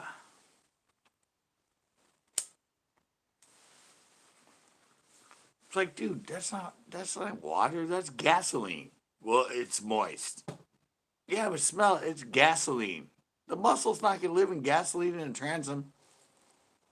We spilled some gas in there the other day. Nope, sorry. It's moist. I put my finger in there and I wiped it around. It's moist. You cannot go in. You do not pass go. Yeah. It's yeah, like I said, it's out of hand and it's stupid. Even with all everything that's going on now with the virus and all that stuff, they're still worried about the muscle.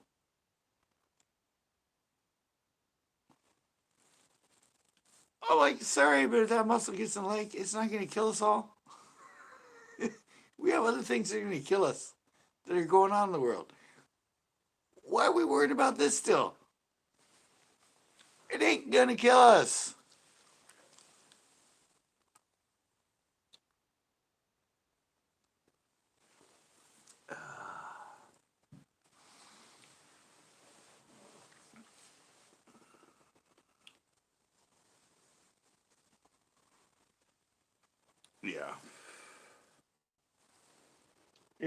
Yeah. It's pretty crazy, Tito.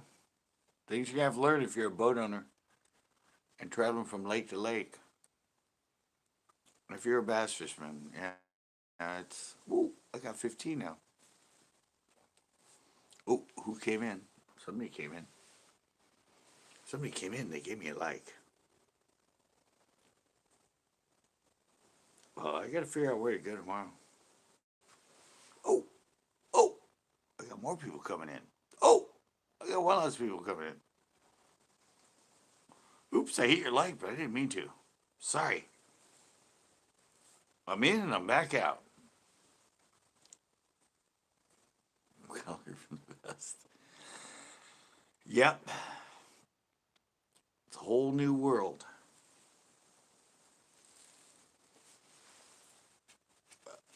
That's why a lot of people nowadays only fish one lake or two lakes or stick to certain lakes. I think a lot of them up north, it's a self inspection. You go in, you fill out a little flyer, and like you say, no, it's never been to an infected lake, blah, blah, blah. And you like tear a piece off and you put it in your boat.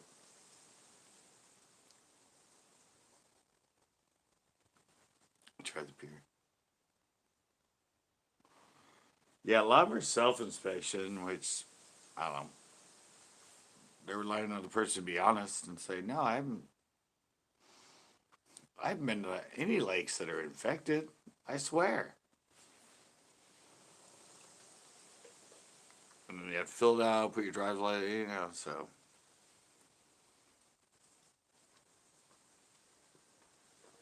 That's what I said. The further north you go, a lot of counties are less restrictive on boat access.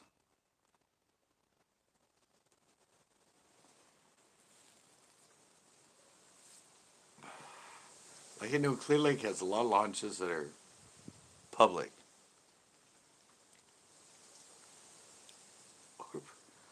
Really, you're gonna stop by Pinot? I said I don't really know when I'm gonna go back to Pinot. If it was normal hours and closed at sunset, yeah, I'd be there in a heartbeat. But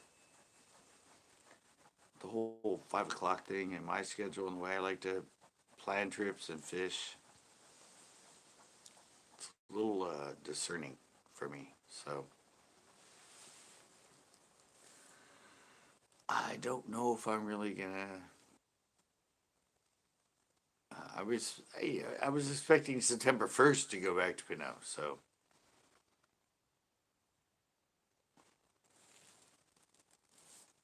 it's opening earlier, and I don't know. I might go film something with the chesty just to test it there.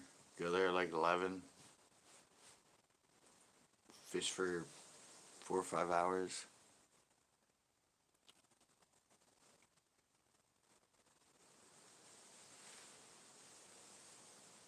So I don't really know. A lot on my plate. Got a lot of decisions to make. A lot of things to sort of deal with.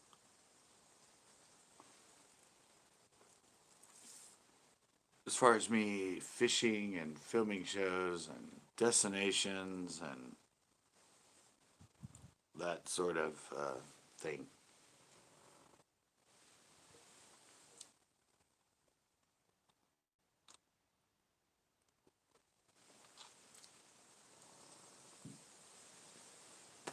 I'm more sort of focusing on. Got to focus more on my tips and tricks, my educational stuff, because those are actually the things that are sort of taking off for me as a show. But I'm really finding it more beneficial to spend more time editing a show and upload less. And it seems to take me a lot longer now. Fishing with Tanner? Fishing with Tanner. Wait a minute. Wait a minute. Wait up. Wait. Back up, guys. What? Oh my God, guys. Fishing with Tanner actually graced one of my lives. It's been like weeks and weeks since he's come in here. I thought he got him mad at me.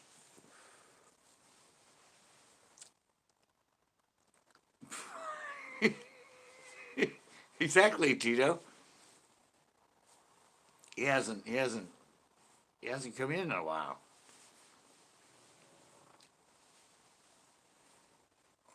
I thought he like I was his ex dad.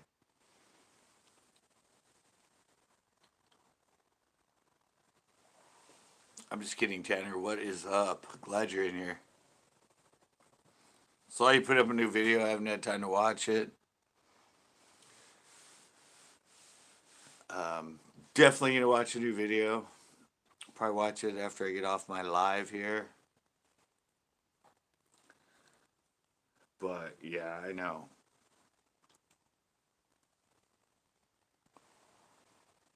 They grow up fast. I know. He used to be my little Tanner, and now he's like this little man. I don't even know him. Bryce!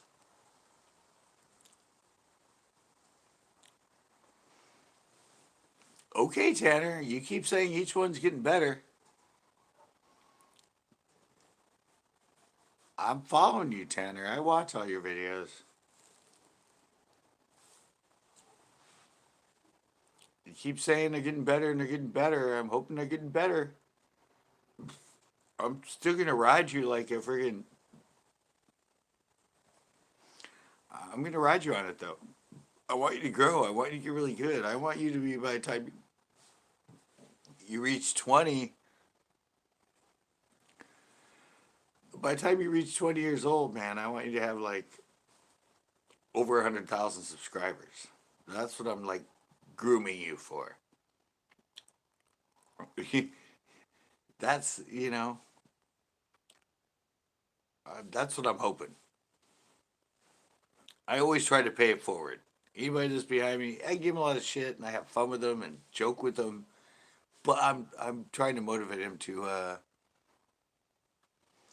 yeah. But I keep giving you hints. I keep leaving comments. I keep trying to say things. You're young. You started at the age I should have started. I didn't start YouTube till I was like in my 30s. Yes, exactly, Bryce. But that's just it. Like I. He's got the motivation. He's young. I'm trying to protege him, and I kid with him. I kid with you, Tanner. I'm sorry. I say things. I joke with you, but I only want to help you. I want to help you parlay your craft. Parlay? I got my first blink. Ooh, I blinked. That's my first blink. I just want to help. I know I often seem like I'm hard on you and joking with you and all that, and some of the comments I leave are sarcastic and sort of overboard, but I'm hoping that that'll piss you off and you'll hate me and you'll want to be better than me because obviously I suck. So I think making you be better than me will help you suddenly be a huge YouTuber. People don't really understand me. Didn't you get your mic? Yeah, I filmed today, Tanner. I filmed today at the pier and I tested the mic. I don't know how it sounds. I haven't watched any of the footage yet. Um, but yeah, I played with it. I don't have enough batteries for that camera to run it all day, like during a normal fishing show. So I'm just playing with it in vlogs and testing it out, trying to figure out how to incorporate it into normal videos.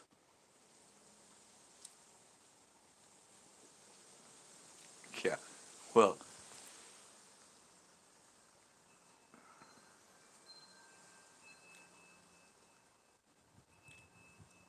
yeah, exactly. Nice mic check, mic check.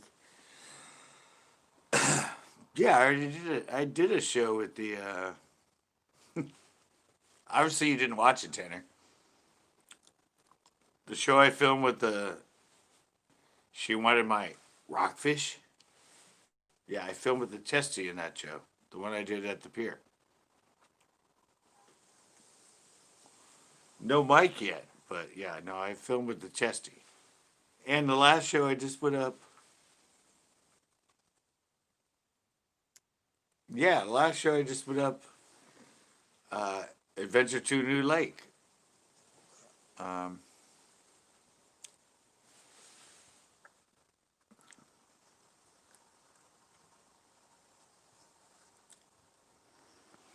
no, I just did that today, Tanner. But I filmed another show with.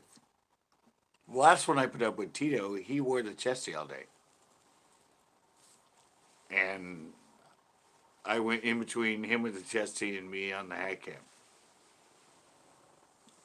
No, I haven't put the mic on. I just did that today. I don't know how to. I've tested the mic. I filmed with the mic and it's really good. But I haven't filmed the show with the mic yet. Yeah, Tito Cam.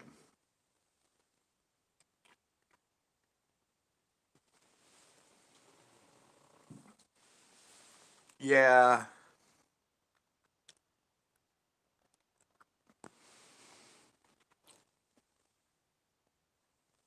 I'm still like, no, you did good, Tito. No, Bryce. Yeah, it's just, it's I don't know if it really films better. It's just more what people are used to. People are used to that chesty view. So if you film different, like me with the head cam and that, you see the fish coming, I hold them up and that, but because it's not a shot from my chest.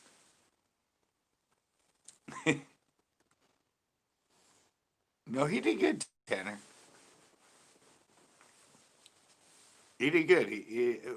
Yeah, but we didn't catch any fish. So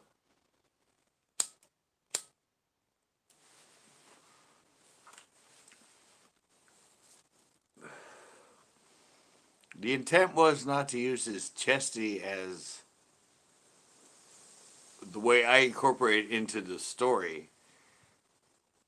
It was to use the hack cam as more of the story, and then if he caught a fish and I wasn't around, that was supposed to be the focus. But ended up we didn't catch any fish, and so I had to sort of incorporate the chesty into the storyline and sort of make it a congruent thing and switch between me and him. And not that I won't do that in other videos and use some of, if I hook him up or whoever I'm with in the chesty, which I did with Chris a while ago, but I'm just not used to that storyline.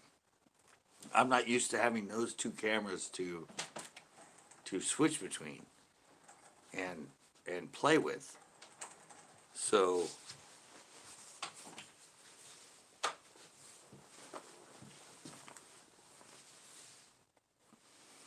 yeah, that was it was I liked it because I like to explore new experiences and explore new camera angles and everything else. So that was a good test, and I think I learned more about it within the creation of the video than I would have if he would have caught a bunch of fish. Because if he would have caught a bunch of fish, I would have just went to my storyline with the hat cam and just him catching the fish, and not so much went to more the storyline of him wearing it and him walking with it and his sort of view of it compared to my view of it with the hat cam. So I think it actually worked out really well in future videos and that with the fact that we didn't catch any fish and it was pretty much hiking with CCB. If that makes any sense. But it helped me have like other pieces to the story that I wouldn't have had.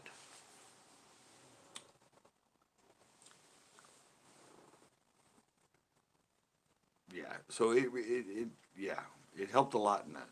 And thank you, Tito.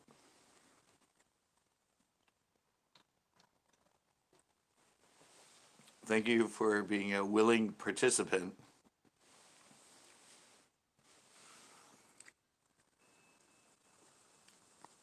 Yeah, no, it was a learning experience for you. It was a learning experience for me. Um, it'll help me in future videos and sort of getting my mind wrapped around me filming and somebody else filming and being able to mesh the two even better and tell a better storyline and do better editing between me with this and them with this, or them with the chesty and me with the hat and the chesty. So that we have three cameras going at the same time. And I can kind of mix mine up between up here and down here and them here. Uh, so yeah, it's all expanding my vision of what I want my final fishing videos to be, as far as flow and content and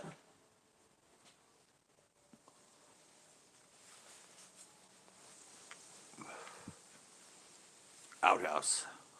Yes.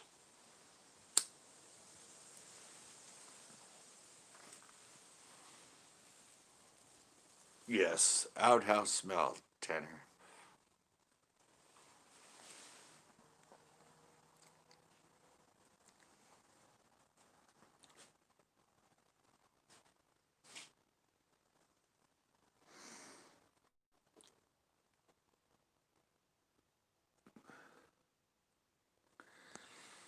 Yeah, Bryce. Yeah, more cameras you have, the more angles you have.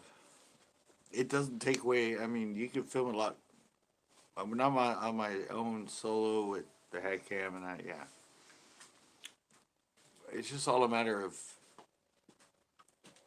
uh, yeah. If you have three cameras are good.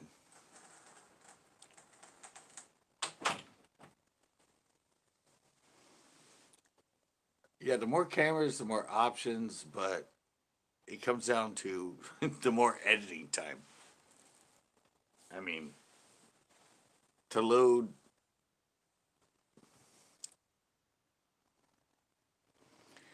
But actually, the reality is, Tito, that that show is almost number one in my last 10 uploads.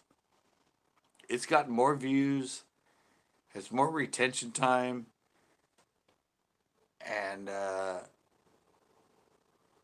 yeah, it has more views, more retention time, and longer time people watching it. And we didn't even catch a fish. So it's like, I don't know. A lot of my shows that,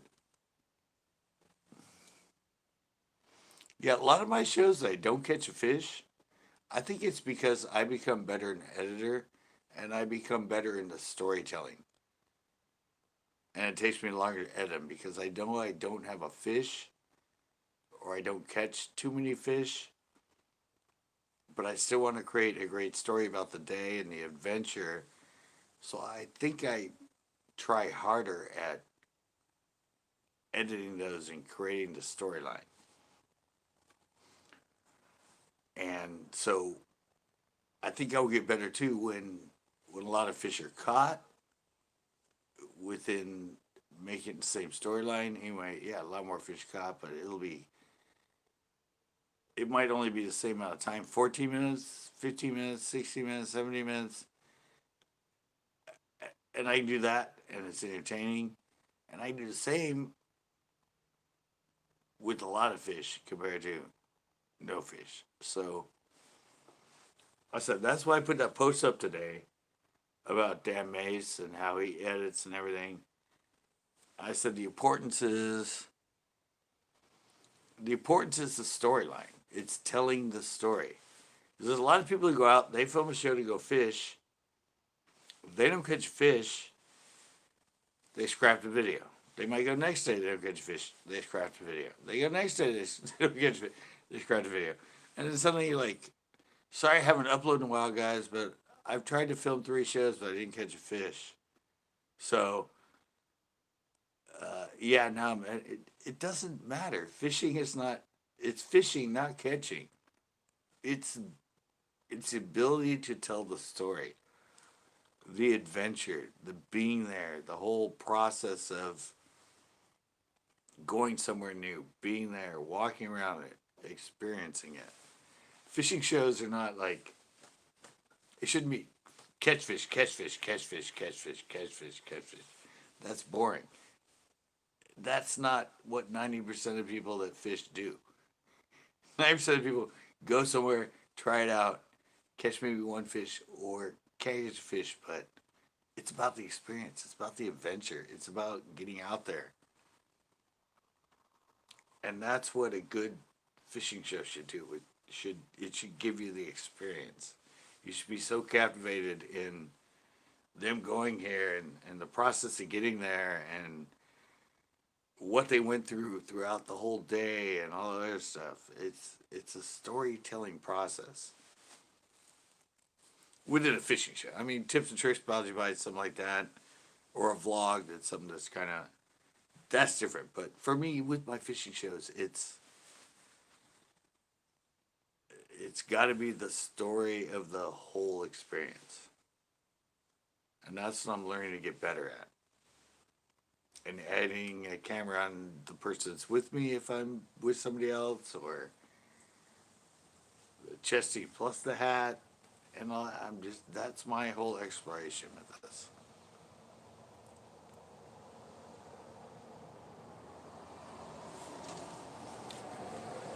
yeah, it's just, I don't know. That's kind of why I put up that post today with that thing from Dan Mays and his whole process of creating a video, creating a story, creating a film.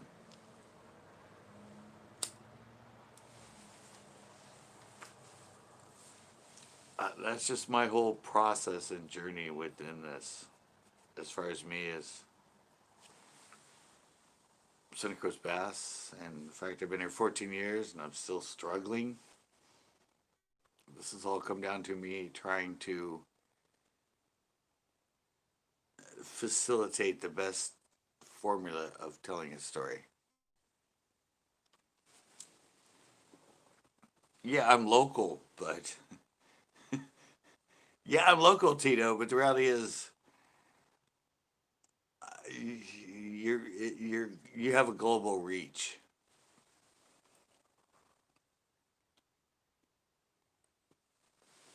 I mean, you can't go out and look at YouTube and go, "Oh, I'm local."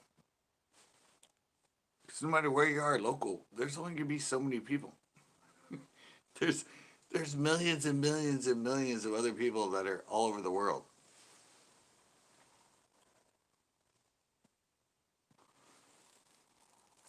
If you're trying to be local and you're looking at being local and starting a YouTube channel and expect to be successful and think like, oh, but there's thousands of local fishermen.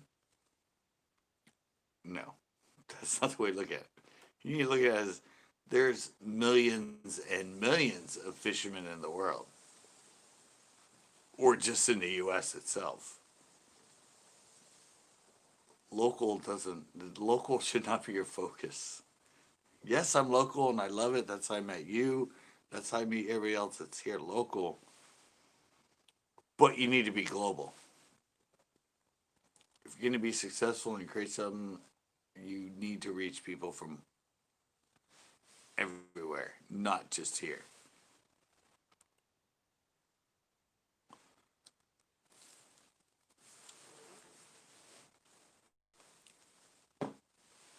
Yeah, it's nice.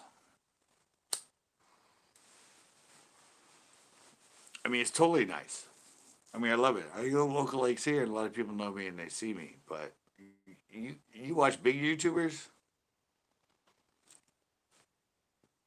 they're from Texas. They come to California, everybody knows who they are. They can go to Maine, everybody knows who they are. They go to Canada, everybody knows who they are. You go to a different country, and people know who you are. That's when you know you're doing something right.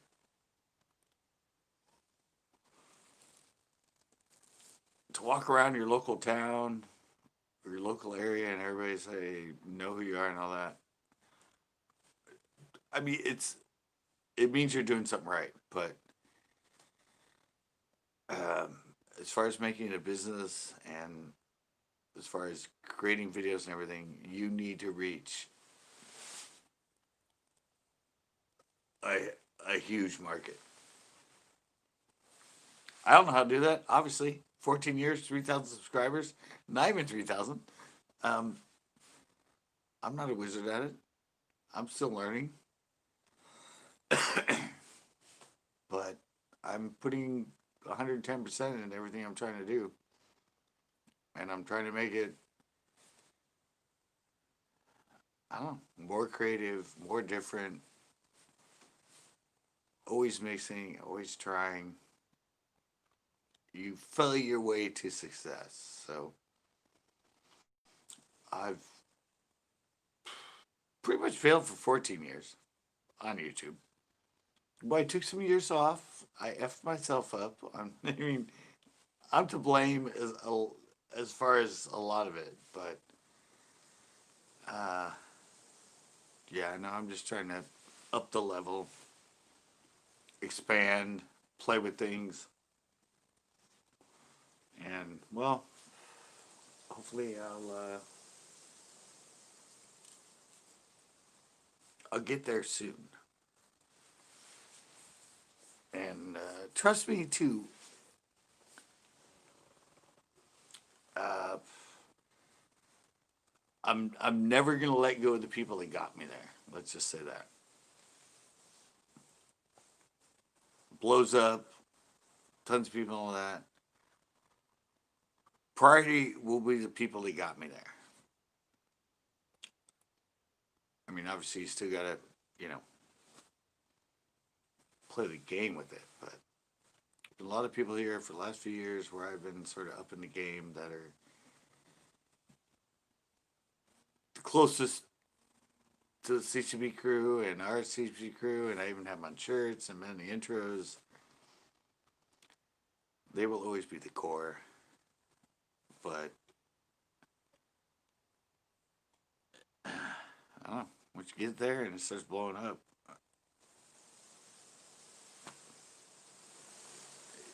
what are you gonna do?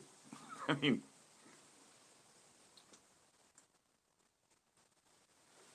nature of the game. All right, guys. I think I'm gonna be shutting this one down. I have 18 likes. Only 4 people right now, but it's this late night. This is more the random one. Tomorrow we go live somewhere. Don't know exactly where. I don't know. People want me to go back to Pinot. I just don't like the 5 o'clock closing time. I mean, to go live, I like to go live 2 hours before, or at least do 2 hours for live. So I don't know. Maybe tomorrow you'll see me show up live at Pinot and see what the hell is going on there. But after that, we have